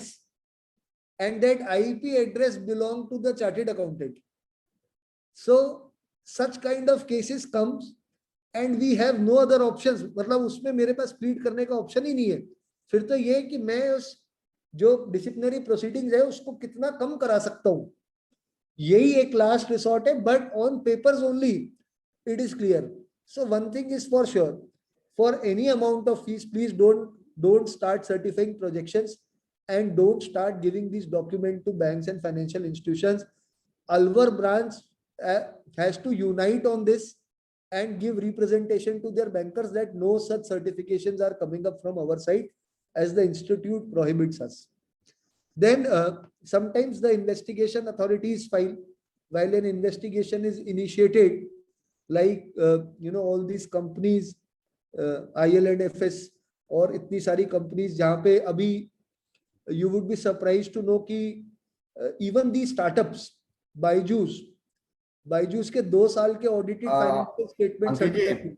Sorry to interrupt you, मेरे को ये बताइए, ये अभी कहीं इस तरह का रिप्रेजेंटेशन जयपुर ब्रांच ने दिया है क्या बैंक कहीं इस तरह का कि जयपुर ने नहीं दिया, लेकिन एक ब्रांच ने दिया है. I will seek the copy after this session only. They forwarded me the copy of this कि we have given this representation. Institute ने आरबीआई को, इंस्टीट्यूट हेड ऑफिस ने आरबीआई को रिप्रेजेंटेशन दिया है. मैं उसकी कॉपी भी आपको दे दूंगा. ठीक है, कि जहां पे उसमें मेंशन क्या है बेसिकली, उसमें मेंशन नहीं है कि प्रोजेक्शंस को सर्टिफाई नहीं कर सकते. चार्टर्ड अकाउंटेंट्स का fact based true and fair opinion express करता है, ये ऑडिटर्स ओपिनियन एक्सप्रेस करता है. Nobody in this world can certify कि आगे आने वाले 5 साल में क्या प्रोजेक्ट हो रहा है और क्या होगा और क्या नहीं होगा. So banks has to take responsibility. Banks are shelving off their responsibility CAs की आड़ में, कि बैंकर ये बोले जी मैंने तो ये ठप्पा देखा और मैं तो सीए का ठप्पा सबसे नहीं, आईसीआई तो आरबीआई को दिया. आरबीआई ने कुछ तरह का विषय निकाला था, कोई नोटिफिकेशन. फिर आरबीआई ने बैंक्स को भी डायरेक्टिव्स इशू करे. तो वो चीज मिल सकती है क्या अपन को? मैं एक बार उसको ट्राई कर लेता हूँ, मेरे पास हैंड्स ऑन नहीं है, but whatever information we have on this, I think, क्योंकि आप लोगों का हब है प्रोजेक्ट फाइनेंस का, so that is why I am saying कि ये तो you are the most sensitive branch with respect to this, at least while I talk about Rajasthan. अंकित जी, एक पॉल्यूशन डिपार्टमेंट जो होता है, पॉल्यूशन डिपार्टमेंट ने तो अपना परफॉर्मा बना रखा है कि प्रोजेक्टेड जो है उसको सर्टिफाई करा के लाओ, और फिर वो एनओसी देने से पहले करते हैं. सर ये इसको कैसे रोका जाए? सर ये सब जगह, ये रिप्स में भी है, ये रिप्स में भी हमसे सर्टिफिकेशन मांग रहे. मैं एक्चुअल एक्सपेंडिचर तो कहीं भी सर्टिफाई कर सकता हूँ, लेकिन इसमें जो प्रोजेक्टेड, अगर रिप्स में जैसे अभी मुझसे रिप्स में तो क्या है, रिप्स के अंदर तो क्या है, बेसिकली जो एक्सपेंडिचर हो चुका है टू डेट ऑफ प्रोडक्शन, वो अरे अमित जी प्रोजेक्ट रिपोर्ट भी तो कराते हैं. प्रोजेक्ट रिपोर्ट भी तो, प्रोजेक्ट रिपोर्ट में सर अब ये आ गया है कि वो प्रोजेक्ट रिपोर्ट में एसएससी साइन करके देगा, सीए का साइन बंद कर दिया रिप्स के अंदर. अब फॉर्म जो लेटेस्ट रिप्स है ना 2019 से, उन्होंने बंद कर दिया है प्रोजेक्ट. पॉल्यूशन डिपार्टमेंट तो मांग रहे हैं अमित जी, है ना. सो इसमें इन्होंने पॉल्यूशन कंट्रोल बोर्ड वालों ने ये सब सर्टिफिकेट कंसेंट टू ऑपरेट, ये भी हमसे साइन कराई थी एक जगह जी. कंसेंट टू ऑपरेट ये मैं एस्टेब्लिश करके दूं कि मेरे क्लाइंट ने कब प्रोडक्शन चालू करा. सो ऐसी सी चीजें we have to stop certifying. रास्ता इसका एक ही है, the representation from RTCA, from ICI should go to the state government authorities. Even if a representation has to go, a joint representation has to go with Jaipur branch, we can speak to Jaipur branch. और अनिल यादव जी तो वैसे ही इन सब चीजों में बहुत आगे हैं, आपके मित्र, तो कहीं कोई डाउट ही नहीं है, वो रिप्रेजेंटेशन देना ही चाहिए in the interest of the profession. But as a practice अगर सब लोग ये बोल दे कि सर्टिफाई नहीं होगा, तो automatically they will figure out a way. The problem is कि मैं तो मना कर देता हूँ सर्टिफाई नहीं होगा, लेकिन मेरा भाई कर देता है. सो फाइनली मुझे लगता है जब वो कर रहा है तो ठीक है यार, मैं भी कर लेता हूँ. But the kind of risk, तो सर अपन तो फाइनेंशियली सबसे प्रूडेंट लोग हैं. सो मैं तो कभी भी कोई कागज साइन करता हूँ तो सर एक चीज जरूर एनालाइज करता हूँ, रिस्क टू रिवॉर्ड. नहीं सर, मैं कहता अगर आपके पास आरबीआई गाइडलाइन या आरबीआई का कोई नोटिफिकेशन इस तरह का है ना, तो मैं ब्रांच से मैं बैंकों को सेपरेट करवा दूंगा वो चीज. मैं आपको आरबीआई वाला नोटिफिकेशन जो है वो शेयर कर रहा हूँ after the session itself. Okay sir, thank you. And make sure कि we circulate this. So all I am saying, jab tak these changes are coming, the approach has to be risk to reward approach. Ki what kind of risk I have taken to fetch the reward. Am I doing a certification for 2,000, 5,000, 10,000 rupees and risking myself into all these things? Then that's where I am telling you कि ये हमेशा assess करना चाहिए, और वो assess हम नहीं करते हैं while signing any document for any purposes. Then the companies, entities, clients, government authorities, statutory authorities, they all can file complaint. As I told you, there are minimum complaints with respect to our fellow members filing complaint, which I think is a good sign only, wherein, you know, whatever it is, at least fellow member की complaints बहुत limited आती. हो सकता है किसी discussion में वो आपसे communicate कर देता हो, but I have not found much complaints. As per the data which we retrieved, more than 75% complaints, not less than, you know, more than 20, not more than 25% of the complaints comes from the fellow chartered accountants. So before we discuss this, right, as I told you, we will first discuss the amendments which have been recently made in the Chartered Accountants, Cost and Work Accountants and Company Secretaries Amendment Bill 2021. With respect to this, I am discussing the salient features of this bill and what changed the autonomy. I also, as in the beginning of the session, I told you that I heard almost all parliamentarians throughout the passing of that bill and when it was referred to the standing committee. And somehow this current government feels that chartered accountants are less transparent enough and more autonomous. That was the crux. The ruling government felt like that. The opposition felt that we are the most authenticated people of the country. It would have been vice versa. It is not a matter of what government it is, but it is how government is looking up to us. And there we realize that the autonomy of the institute is slightly diluted in terms of a disciplinary mechanism. While this disciplinary directorate or the director discipline used to be from our institute only, now will be from an outside panel. This panel will be, submitted by the institute, and out of that, he has to be a non-chartered accountant, and out of that, one person can be appointed as disciplinary directorate, and one member can also be co-opted into this. So there is a provision for earlier there was no such provision while there was a decision which needed to be taken against an actionable or a non-actionable complaint.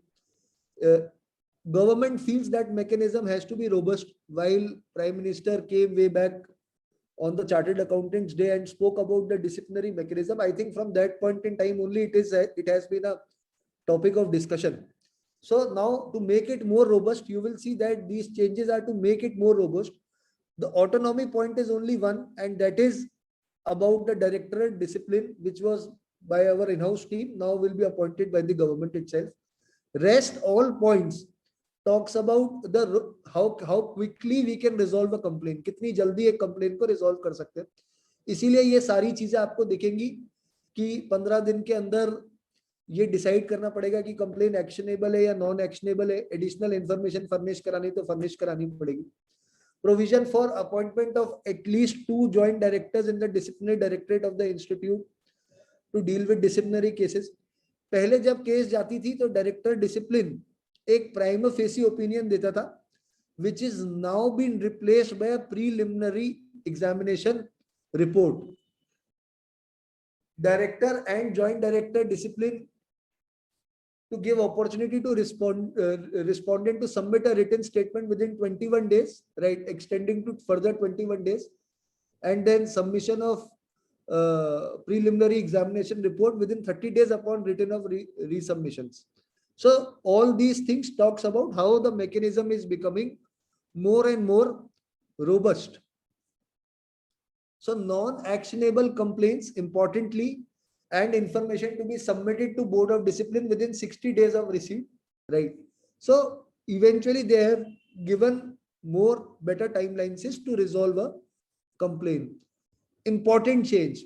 earlier there was an option to withdraw a complaint. बहुत important change मैं आपसे discuss कर रहा हूँ.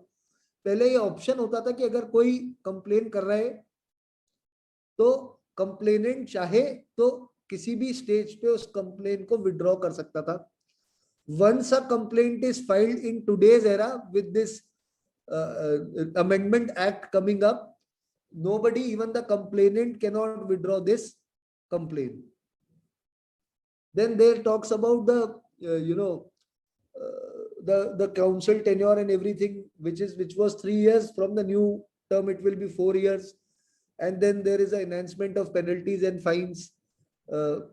Eventually the last thing is that audit of annual accounts of the council of the institute by a firm of chartered accountants to be annually appointed by council from the panel of auditors maintained by CAG. So CAG will give a panel of auditor, and we will get it audited. So all these things talks about, important part is that there now the disciplinary mechanism is not in our hands. It has shifted to the hands of the government, because the director discipline is the final adjudicating authority. So makes more sense, and that is why I have told you to be more and more cautious. Earlier it was an in-house mechanism. Now there's a third party keeping a watch on it. So they were our existing code of ethics, and now I discuss on the structure of the code of ethics. I hope the mechanism and the changes are clear. Now let us discuss about what were the existing code of ethics and what are the new code of ethics. So while in 2009 we had ethics, which talks, the part A talks about, chapter 1 talks about general application of the code. Chapter 2 talk about the professional accountants in public practice. This way back happened in 2009 only. While we read, chartered accountants, the word now is not use CAs, but you will see that word is PAs, professional accountants. Chapter 3 talks about professional accountants in service. Chapter 4, part B of chapter 4 talks about the accounting and auditing standards, the technical standards. Then the act itself, the guidelines, and any self-regulatory measures. The new code is more simpler. Part 1 talks about applicable to all professional accountants. Part 2 talks about professional accountants in business. Part 3 talks about professional accountants in public practice. And part 4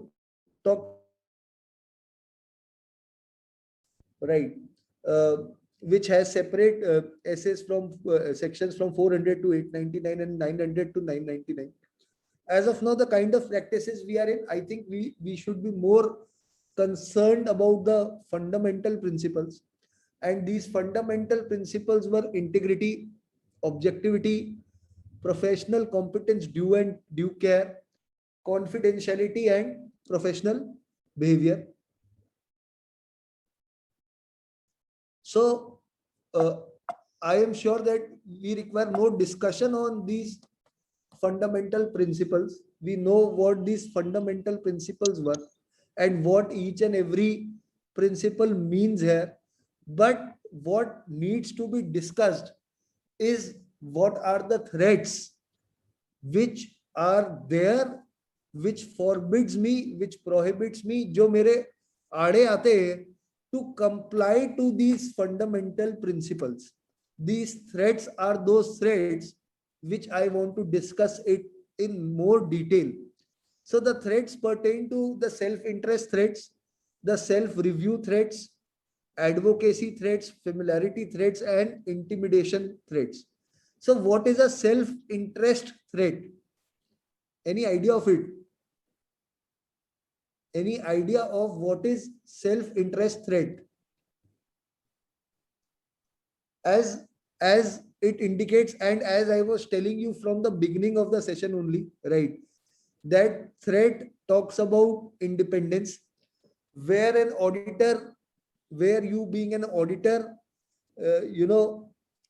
is advising or auditing or attesting a member of your family that brings a direct or indirect benefit. These threats are, self-interest threats. कुछ और example भी दे सकता हूँ self interest threat का, जैसे कि where a firm is dependent on one client for a significant proportion of fees. So if your majority of fee come from one client, there exists a self-interest threat. ये सारे threads आपको time and again evaluate करने पड़ते हैं. ये सारे threads time and again evaluate करने पड़ते हैं. अपनी ग्रॉस रिसीट्स को डाइसेक्ट करके देखना पड़ता है कि कितना परसेंटेज ऑफ रिसीट मैं एक क्लाइंट से रिसीव कर रहा हूं, because that is hindrance to your independence. There is a clear guideline which was of 15% from a one particular client, जिसपे मैं डिस्कस भी करूंगा. बट ये इंश्योर करना चाहिए कि कोई भी आपकी मेजर डिपेंडेंसी किसी एक क्लाइंट पे नहीं होनी चाहिए. राइट.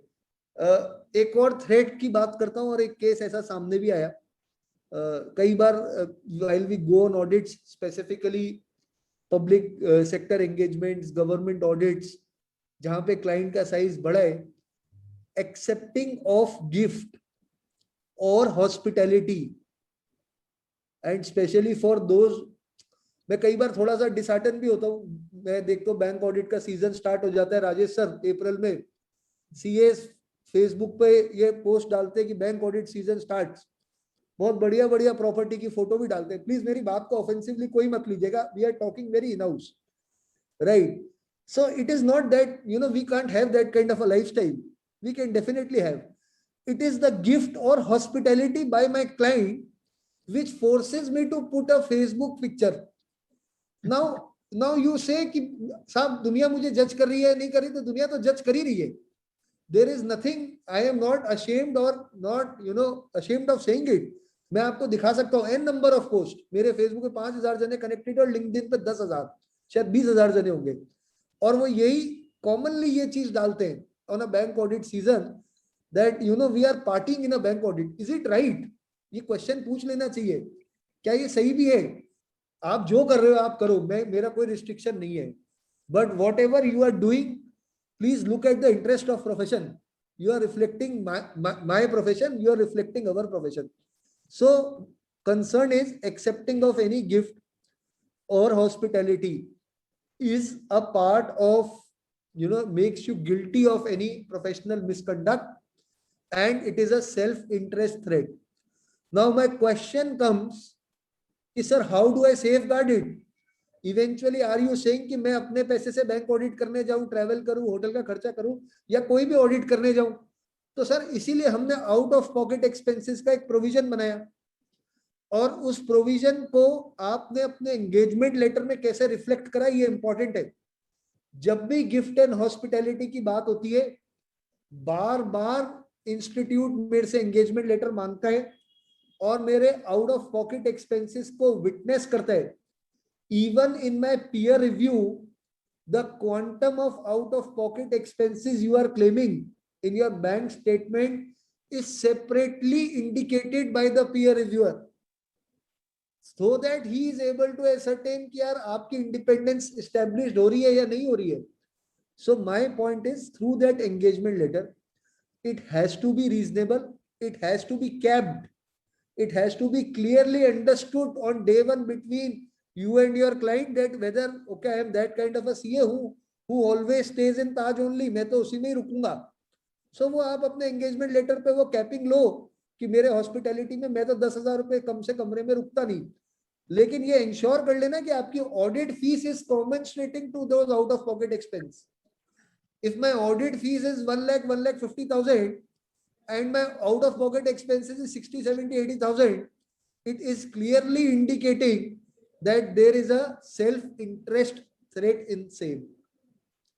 तो प्लीज इस थ्रेट को, ये वर्ड ही ऐसा है, सेल्फ इंटरेस्ट, मुझे खुद ही इवेल्युएट करना पड़ेगा, टाइम एंड अगेन इवेल्युएट करना पड़ेगा. जब भी मेरा एंगेजमेंट रिव्यू होगा मुझे इस चीज को ध्यान में देना पड़ेगा. My second threat is self review threat, and self review threat happens when an external auditor मतलब while an external auditor reviews the financial statements prepared by you. So my point is that while I was starting this session, that what is a definition of a good audit documentation? So a good audit documentation says that anybody who reads that documentation should reach to that conclusion. वो उसी conclusion पे पहुंचना चाहिए जहां पे आप पहुंचे हो. Similarly, अगर आप किसी एक्सटर्नल ऑडिटर का, आपका डॉक्यूमेंटेशन कोई एक्सटर्नल ऑडिटर देख रहा है, आपने किसी प्रीडिसेसर ऑडिटर का कोई डॉक्यूमेंटेशन देखा है, राइट, या पिछले ऑडिटर ने आपकी कोई चीज देखी है, तो ऐसे केस में वो सेम ही ओपिनियन पे पहुंचना चाहिए. अगर वो सेम ओपिनियन पे नहीं पहुंच रहा तो आपको सेल्फ रिव्यू के लिए जाना चाहिए. एंड दैट इज वाई मैं आपको बता सकता हूँ, हमारा बहुत बड़ा ऑफिस तो नहीं है, लेकिन हाँ जितना भी टीम साइज है, उस टीम साइज में हमने एक थिंक टैंक बना रखा है. वो थिंक टैंक का काम ही है कि वो कोई भी की ऑडिट असर्शंस आते हैं किसी भी ऑडिट के रिस्पेक्ट में, तो वो थिंक टैंक उन असर्शंस को ब्रेनस्टॉर्म करता है और यूनैनिमसली हम पार्टनर्स जितने भी है, वी आर 7 पार्टनर्स, वो उस ओपिनियन पे पहुंचते हैं. So create that culture of having think tanks. Think tanks help me to reduce these self review threat. The third is advocacy threat. जब मैं एडवोकेसी थ्रेट की बात करता हूं,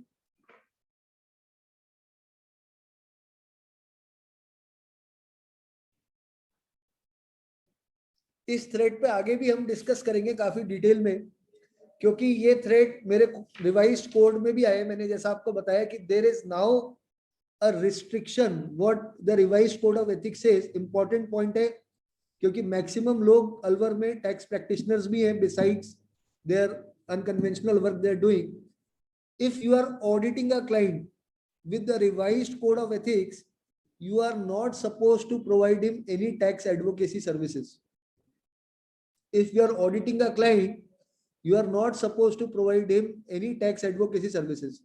Now tax advocacy services की definition क्या आगे बताऊंगा कि क्या टैक्स रिटर्न फाइल करना भी टैक्स एडवोकेसी है, या क्लाइंट के बिहाफ पे टैक्स जमा करना भी टैक्स एडवोकेसी है. कॉमन मिस्टेक्स, मैं जितने जनों का पीयर रिव्यू करता हूँ, कॉमन मिस्टेक्स है, इतनी एंट्रीज ऐसी आती है जहां पे आप क्लाइंट के बिहाफ पे छोटा बड़ा जीएसटी और इनकम टैक्स जमा कराते हो. क्लियर एडवोकेसी थ्रेट है. सो आपको यहाँ पे जहां पे आप क्लाइंट को एडवोकेट कर रहे, जहां पे आप क्लाइंट को लिटिगेशन में असिस्ट कर रहे, जहां पे आप क्लाइंट को हेल्प कर रहे in any other services which pertains to clients interest, वहां पे there is this advocacy threat. Income tax return sir, इसका हम तो सभी भरते हैं सर, टैक्स ऑडिट वाले तो. हाँ तो sir income tax return permitted है. ओके सर, ओके है ना. मैं आगे इसको डिस्कस भी करूंगा. इनकम टैक्स रिटर्न परमिटेड है, लेकिन इनकम टैक्स का केस प्लीड करना परमिटेड नहीं है.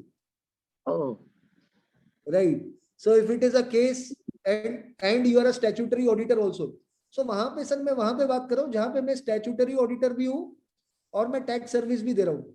जहां पे मैं टैक्स ऑडिटर दे रहा हूँ, टैक्स ऑडिटर हूँ और टैक्सेशन सर्विसेज ही दे रहा हूँ, that means I am talking of entities which are partnership firms और proprietorship firms.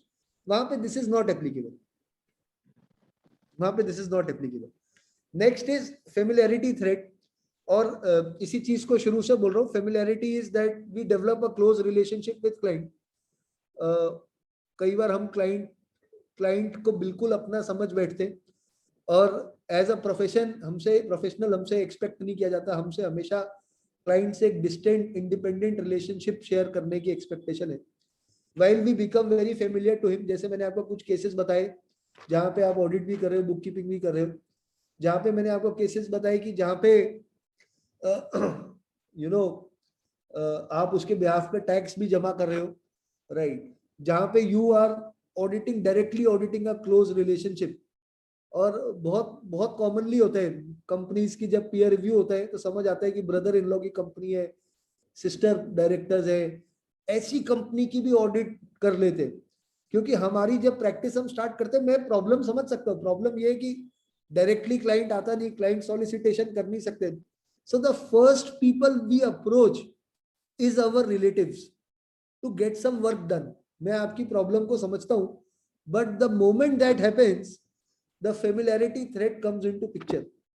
And now the kind of जिस तरीके से data sync हो गया है at all levels, at Ministry of Corporate level, Affairs level, at the level of your income tax at the level of institute, it is very rare that if somebody is not able to establish any particular relationship.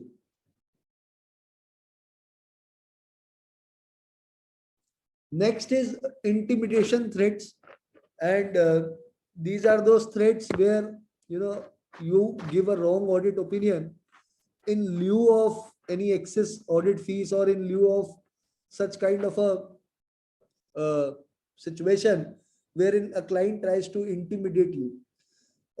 Out of all these 5 threats, as I told you, you have to constantly review these threats, be it a self-interest threat, be it a self-review threat, be it a advocacy threat, a familiarity threat. What the problem is that my ultimate objectives, जो मैं पिछली slide पे बात कर रहा था, वो मेरे पूरे नहीं होते. My objectives of integrity, objectivity, professional competence, confidentiality, and professional behavior are not fulfilled. They act as a barrier to it. So how do I safeguard it? Time and again मैंने सेशन में बात भी करी, while I was quoting example of CL Jawar sir, that one thing is that continuous training to your staff, continuous training to yourself, continuous training on professional standards. So कई बार हम सोचते हैं कि हम टैक्स का काम करते हैं, so why do my office have a training on accounting standards? So there might be someday, because today we operate in a multidisciplinary environment, that you might receive a Ind AS implementation assignment. But the problem there will be that your staff or we ourselves might not be capable enough to handle that kind of assignment. So that is why, even which are your non-core areas, non-practice areas, please develop a culture of training your articles, your staff, and yourself on it. There is no harm. There is no harm on that. Also, think from an article assistant's point of view. So we have to become more selfless while we are training our articles. That make sure that he comes for all kind of exposure, and whatever exposure he acquires is eventually it is helping him to finally crack his final exam. So point is that that is why it is important that even if you do not have a particular kind of engagement, make sure that he is trained on other aspects also. The next is regular professional and regulatory monitoring and disciplinary procedures, right? As I told you that we can get external reviews done by, like we have a think tank team.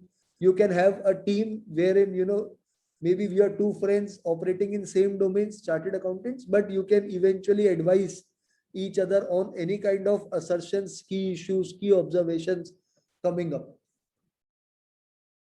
So this was against the threat, and that's the working environment which I told you we need to create in our office. That is the compliance with the fundamental principles, right, to implement and monitor quality control of engagements, identification and application of safeguards.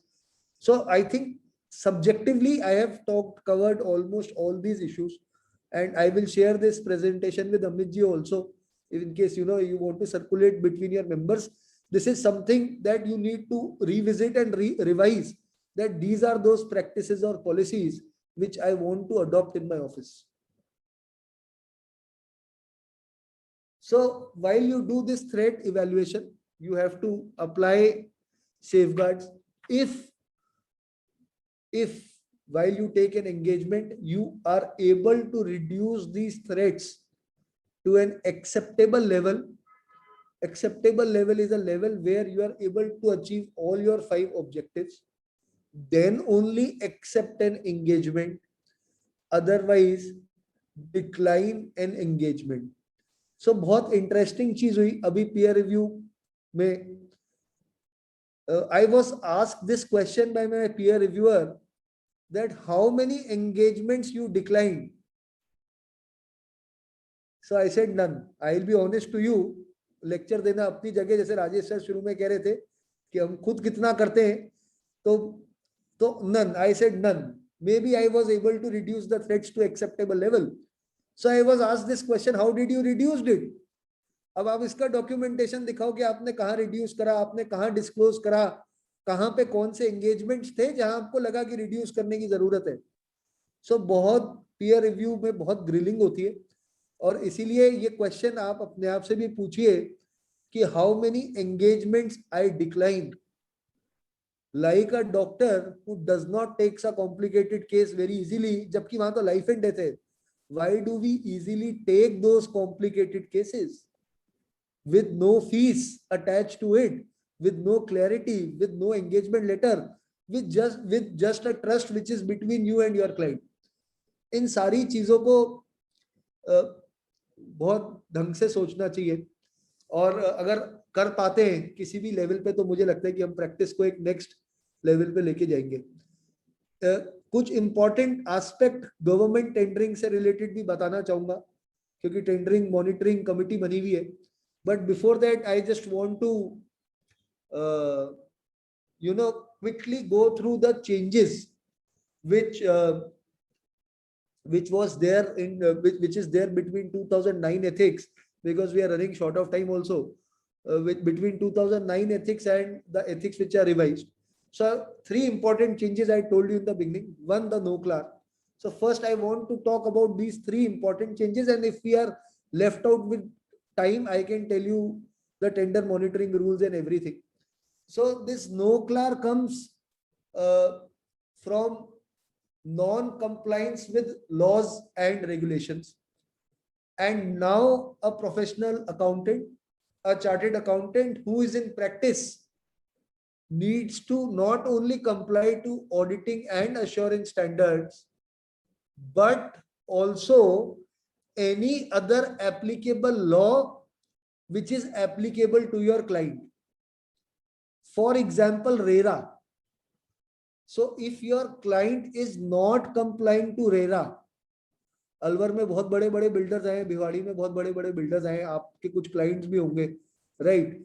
So if they are not complying to RERA and you are statutory auditor of this organization, so you have to give an additional disclosure and have to communicate, not only give an additional disclosure, आप responsibility देखिएगा, have to communicate to the regulatory authority that he is not complying. So मेरे को याद आ जाता है जब audit पढ़ाई गई थी तो प्राइमरी सेकेंडरी रिस्पॉन्सिबिलिटी की बात करते थे. प्राइमरी रिस्पॉन्सिबिलिटी में ट्रू एंड फेयर ओपिनियन के एक्सप्रेशन की बात होती थी, और सेकेंडरी रिस्पॉन्सिबिलिटी में अगर मेरे को ऐसा लगता है कि कहीं भी कोई चांस ऑफ फ्रॉड है, मटेरियल मिसस्टेटमेंट है, तो मैं मेरे ऑडिट प्रोसीजर्स एक्सटेंड करूंगा. बहुत बचपन का केस था, Kingston cotton mills and company का केस था, जहां पे ये बताया गया था कि auditor is not a blood hound, he is a watch dog.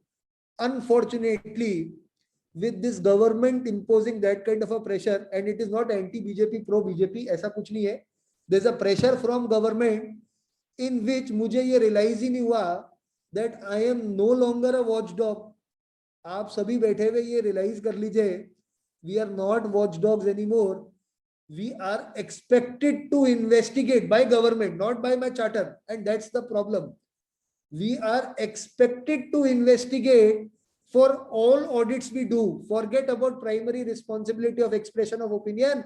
Today my primary responsibility is कि बॉस अगर कोई फ्रॉड हो जाता है किसी भी नेचर का, तो पहले इसको पकड़ लो, प्रमोटर से भी पहले चार्टर्ड अकाउंटेंट को पकड़ लो. गुड़गांव में क्या हुआ, we have seen, everybody has seen there. So my point here is this, that is why applicability of this no-clar is very tricky, because it talks of some different kind of primary responsibilities.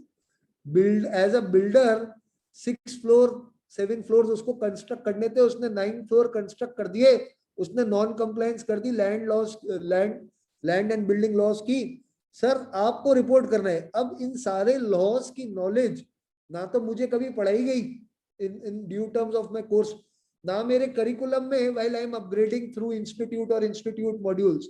But as chartered accountant, I am expected to comply to these norms. So one thing is clearly there. अब no-clar में कुछ important चीजें बता देता हूँ.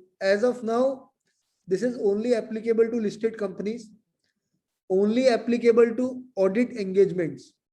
पर तीसरी चीज बहुत इंपॉर्टेंट है, this is applicable to professional accountants who are in service.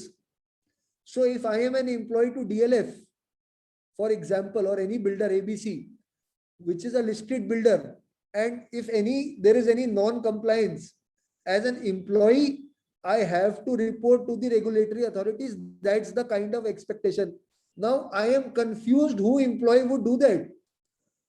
It is like, मैं अपने हाथ से ही मेरे ही खून कर रहा हूं, क्योंकि इवेंचुअली ये तो जॉब है. And as practitioner I don't know हमें कितने लॉस को पढ़ने की जरूरत पड़ेगी. सो इंस्टीट्यूट ने बहुत कॉन्शियसली अभी इसको मैंडेट नहीं करा है, बट कांस्टेंट प्रेशर है on council to mandate it at earliest. When this happens, I don't know what kind of risk we are into, but yes, the auditing and attestation services is really becoming very, very tough in times to come, and we really have to gear up on next scale to provide that kind of services. The next is taxation service to audit clients. और ये question पूछा भी गया था. Somebody asked this question: Can statutory auditor, company statutory auditor cannot do tax audit? अभी ये mandate नहीं हुआ है, लेकिन इसको अपन ढंग से पढ़ लेते हैं. अभी ये मैंडेट नहीं हुआ है, it is expected to be mandated. Taxation to audit clients include compliance planning, provision of formal taxation opinions and assistance in resolution of tax disputes. Such assignment, ये पुराने ethics की बात है, are generally not seen to create threats to independence. The new code of ethics talks about providing tax services to the audit client might create, अभी might word use किया, self review और advocacy threat. क्या क्या बोला इसने? Tax return preparation, usually no threat.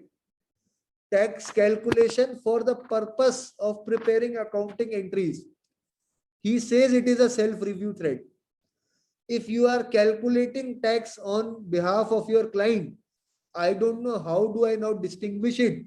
क्योंकि आज तक तो ये होता था, जब मैं रिटर्न लगाता था तो मैं क्लाइंट को बोलता था कि भाई इतना टैक्स तू जमा करा दे, and then your return will be furnished. Now you are saying why I can't say this, I can only click on the submit button of the return, but don't expect me to tell what is it tax calculation. Tax planning, any other advisory services are self-review / advocacy threats only, and there is a restriction on that. Any tax services which involves valuation, any assistance in resolution of disputes, everything comes under the taxation services to the audit clients. Other than that, I can only prepare my tax return.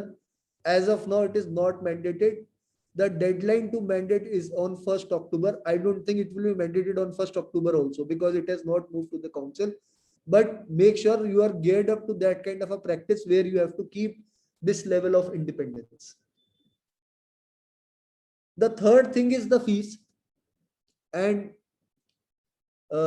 पहले ये होता था कि 40% का provision था, अगर आपको याद हो, आप किसी स्पेसिफिक क्लाइंट से नहीं ले सकते. अभी जो नया प्रोविजन आया है, that talks about where for 2 consecutive years the total gross annual professional fee from an audit client and its related entities, दोनों बातें, represent more than 15% of the fees, the firm shall disclose to those charged with governance. पिछली बार से मुझे लगता है ये provision less stringent हुआ है. पहले प्रोविजन था कि अगर आपने 40% से ज्यादा आपका किसी भी क्लाइंट से एंगेजमेंट है तो आप वो एंगेजमेंट एक्सेप्ट ही नहीं कर सकते. अभी ये कह रहे हैं कि अगर 15% से ज्यादा है, परसेंटेज तो इसने कम कर दी 40 से, दैट मींस आपके बहुत सारे क्लाइंट होंगे. अगर आपके ऐसी फर्म है जहां आपके 8-10 मेजर क्लाइंट्स हैं, तो वो सब इस रडार में फॉल कर जाएंगे. उनमें से मैक्सिमम इस रडार में फॉल कर जाएंगे. जब वो इस रडार में फॉल कर जाएंगे, then firm has to disclose it to those who are charged with governance. इन्होंने एक इसमें अपने को एडवांटेज दिया है, दो एडवांटेज है. पहला कि there is no ceiling on total fees of the firm would be applicable where such fees does not exceeds 5 lakh. So 5 lakh रुपए से कम तक में कोई ऐसा रिस्ट्रिक्शन आपको चेक करने की जरूरत नहीं है. दूसरा, government companies, public sector undertakings, nationalised banks, public financial institution या गवर्नमेंट अपॉइंटमेंट्स में भी ये चेक करने की जरूरत नहीं है, क्योंकि काफी फर्म्स अभी भी जो स्टार्ट होती है वो थोड़ी बैंक ऑडिट डिपेंडेंट होती है, तो ये थोड़ा सा एक रिलैक्स्ड नॉर्म दिया गया है. सो ये 3 मेजर चेंजेस हैं which were there in this revised code of ethics. These were these 3 major changes. Other than that, ये डिफरेंस आप देख ही सकते हैं. सो नो क्लार पे अपन ने बात कर ली, टैक्सेशन में अपन ने बात कर ली, मैनेजमेंट रिस्पॉन्सिबिलिटीज का प्रोविजन इंसर्ट किया गया ऑडिट क्लाइंट्स के लिए. 15% रिस्ट्रिक्शन ऑन फीस की बात कर दी जो पहले 40% थी. इंटरनेशनल इंडिपेंडेंस स्टैंडर्ड्स की बात करिए, इस केस में जो अपना पार्ट 4 था वो बात करते हैं. जो जहां भी शुड वर्ड था उसको शैल से रिप्लेस किया गया. मैंने आपको जैसा बताया कि assurance engagements, characterization of standards, ये सारी चीजों पे there is some change which has been done, right. Restructuring of sections नहीं थी, इस बार नई रीस्ट्रक्चरिंग दी है. काफी क्लैरिटी दिए in terms of networking of firms, जिसका एकदम सेपरेट सेशन की जरूरत है, और इंडिविजुअल्स और anything. So these are those changes which are there between the previous code of ethics and new code of ethics. I have this presentation talks about lot of things, but I want to touch upon a very important issue before I. Amit ji, I'll circulate this presentation. आप भेज दीजिएगा, self explanatory है. बिल्कुल sir, बिल्कुल. लेकिन idea session का awareness create करना था, ऐसा नहीं था कि ये सारी चीजें पता नहीं है. पता सबको है. We are just trying to sensitize it and we need to constantly sensitize our members on that. Very important aspect, Amit ji, which I am picking here is about the tender monitoring group. And there is a minimum prescribed fees, क्योंकि राजेश जी ने session को under cutting से start किया था, तो इसी पे ही खत्म करेंगे.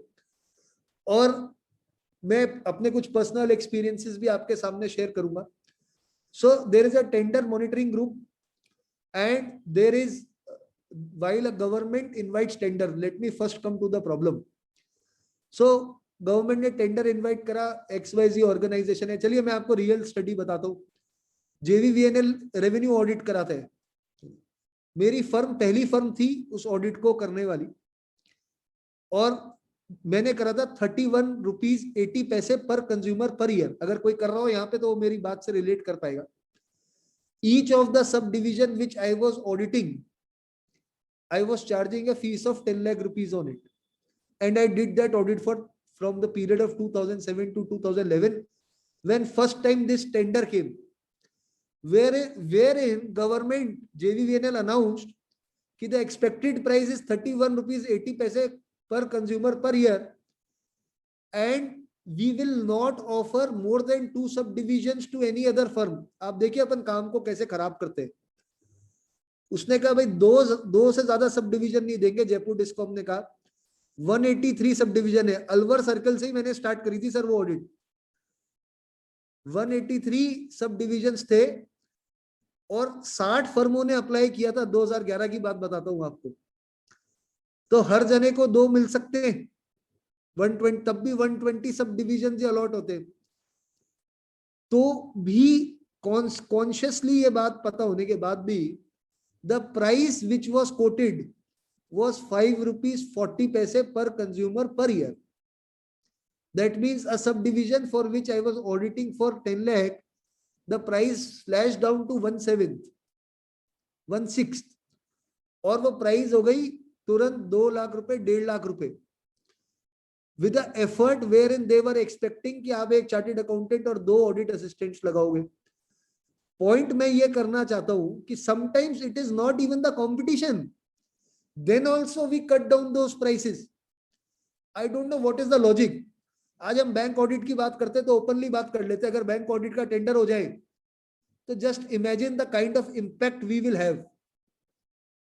So this participation in tendering, this competitiveness, एक company national building corporation limited Faridabad, उसने एक टेंडर निकाला, उसमें एक फरीदाबाद के सीए ने 1 रुपए की बिड लगाई, वेयर दे से कि मेरी एस्टिमेटेड प्राइस 5 लाख रुपए है, वो अर्न्स्ट मनी जो मांगते वो ईएमडी वो 50,000 रुपए, और मेरा फेलो ब्रदर बिड कर रहा है कि मैं 25,000 रुपए में 5 लाख रुपए का काम कर दूंगा.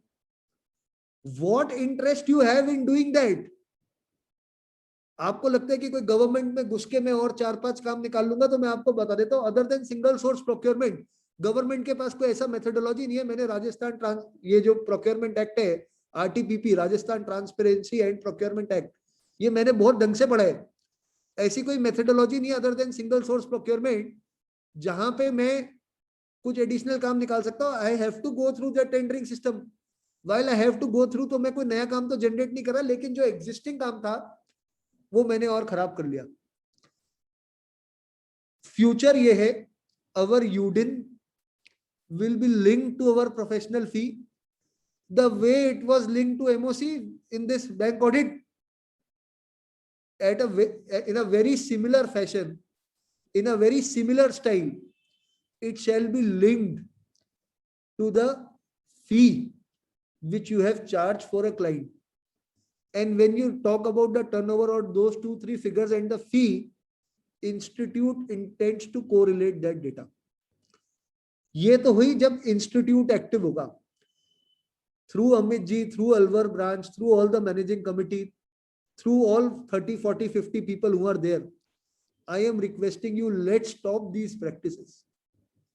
It is not bringing any benefit to one. मतलब आपको कुछ भी नहीं मिल रहा है इसमें. Why are you doing it? That 5 rupees 40 पैसा जिसने कोट करा था, he is blacklisted. बात blacklist होने की भी नहीं है. बात यह है कि गवर्नमेंट ने हमें वहीं से ही जज करना चालू कर दिया था.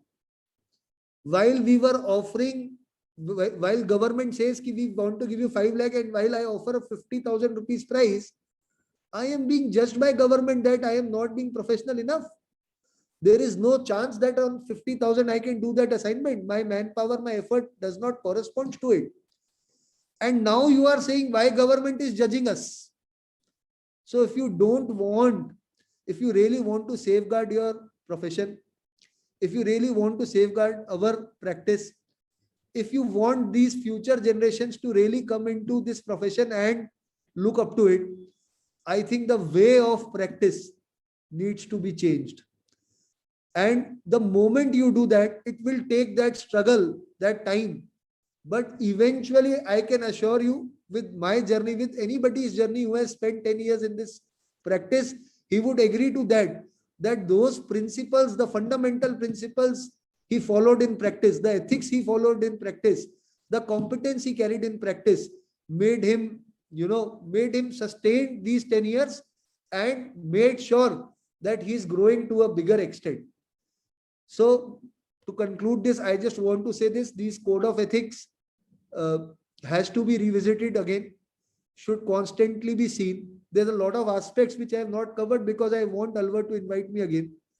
So I am sure Amit ji will invite me again for different aspects to cover on it.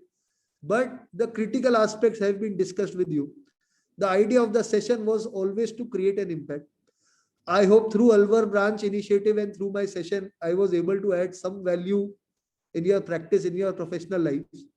I am sincerely thankful to Alwar branch and the moderator of the session who started this session very enthusiastically. And I am really, moderator plays a very important role in putting all those questions and everything. Thank you, everyone. Thank you, Amit ji. Thank you, Secretary. Thank you, all the managing committee member for inviting me here.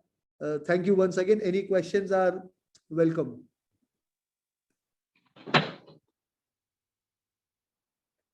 Akash ji, question ले लीजिए, chat box में है ना, जो अभी लिए नहीं गए या पूछे नहीं गए. We have covered these questions. Okay, chat box वाले सेट ने कवर कर लिए हैं ऑलरेडी. ठीक है. Thank you so much, sir. We are pleased to have you. We are pleased to have you with us today, and it was a pleasure to hear you. So thank you once again.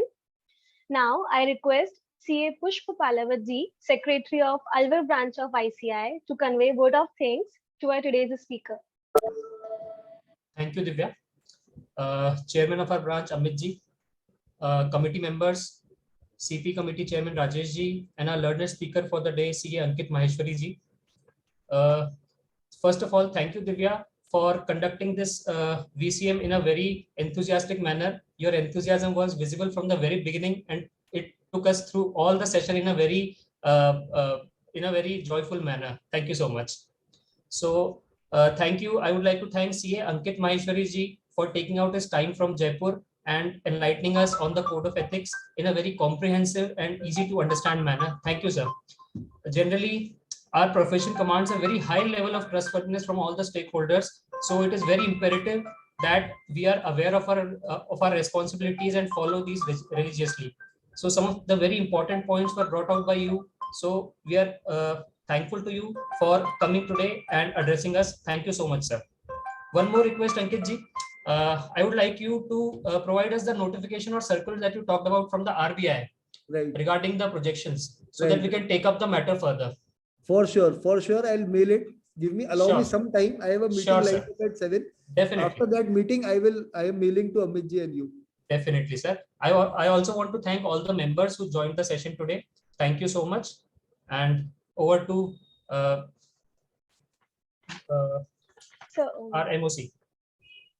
Last but not the least, I would like to thank you all for taking the time out from your busy and heavy schedules and marking this spectacular evening with your glorious presence. So thank you once again. At last, I would like to conclude this session by a beautiful quote. Ethics is knowing the difference between what you have a right to do and what is actually right to do. So thank you, each one of you, and have a good day. Thank you. Bye. Thank you, sir. Thank you, sir.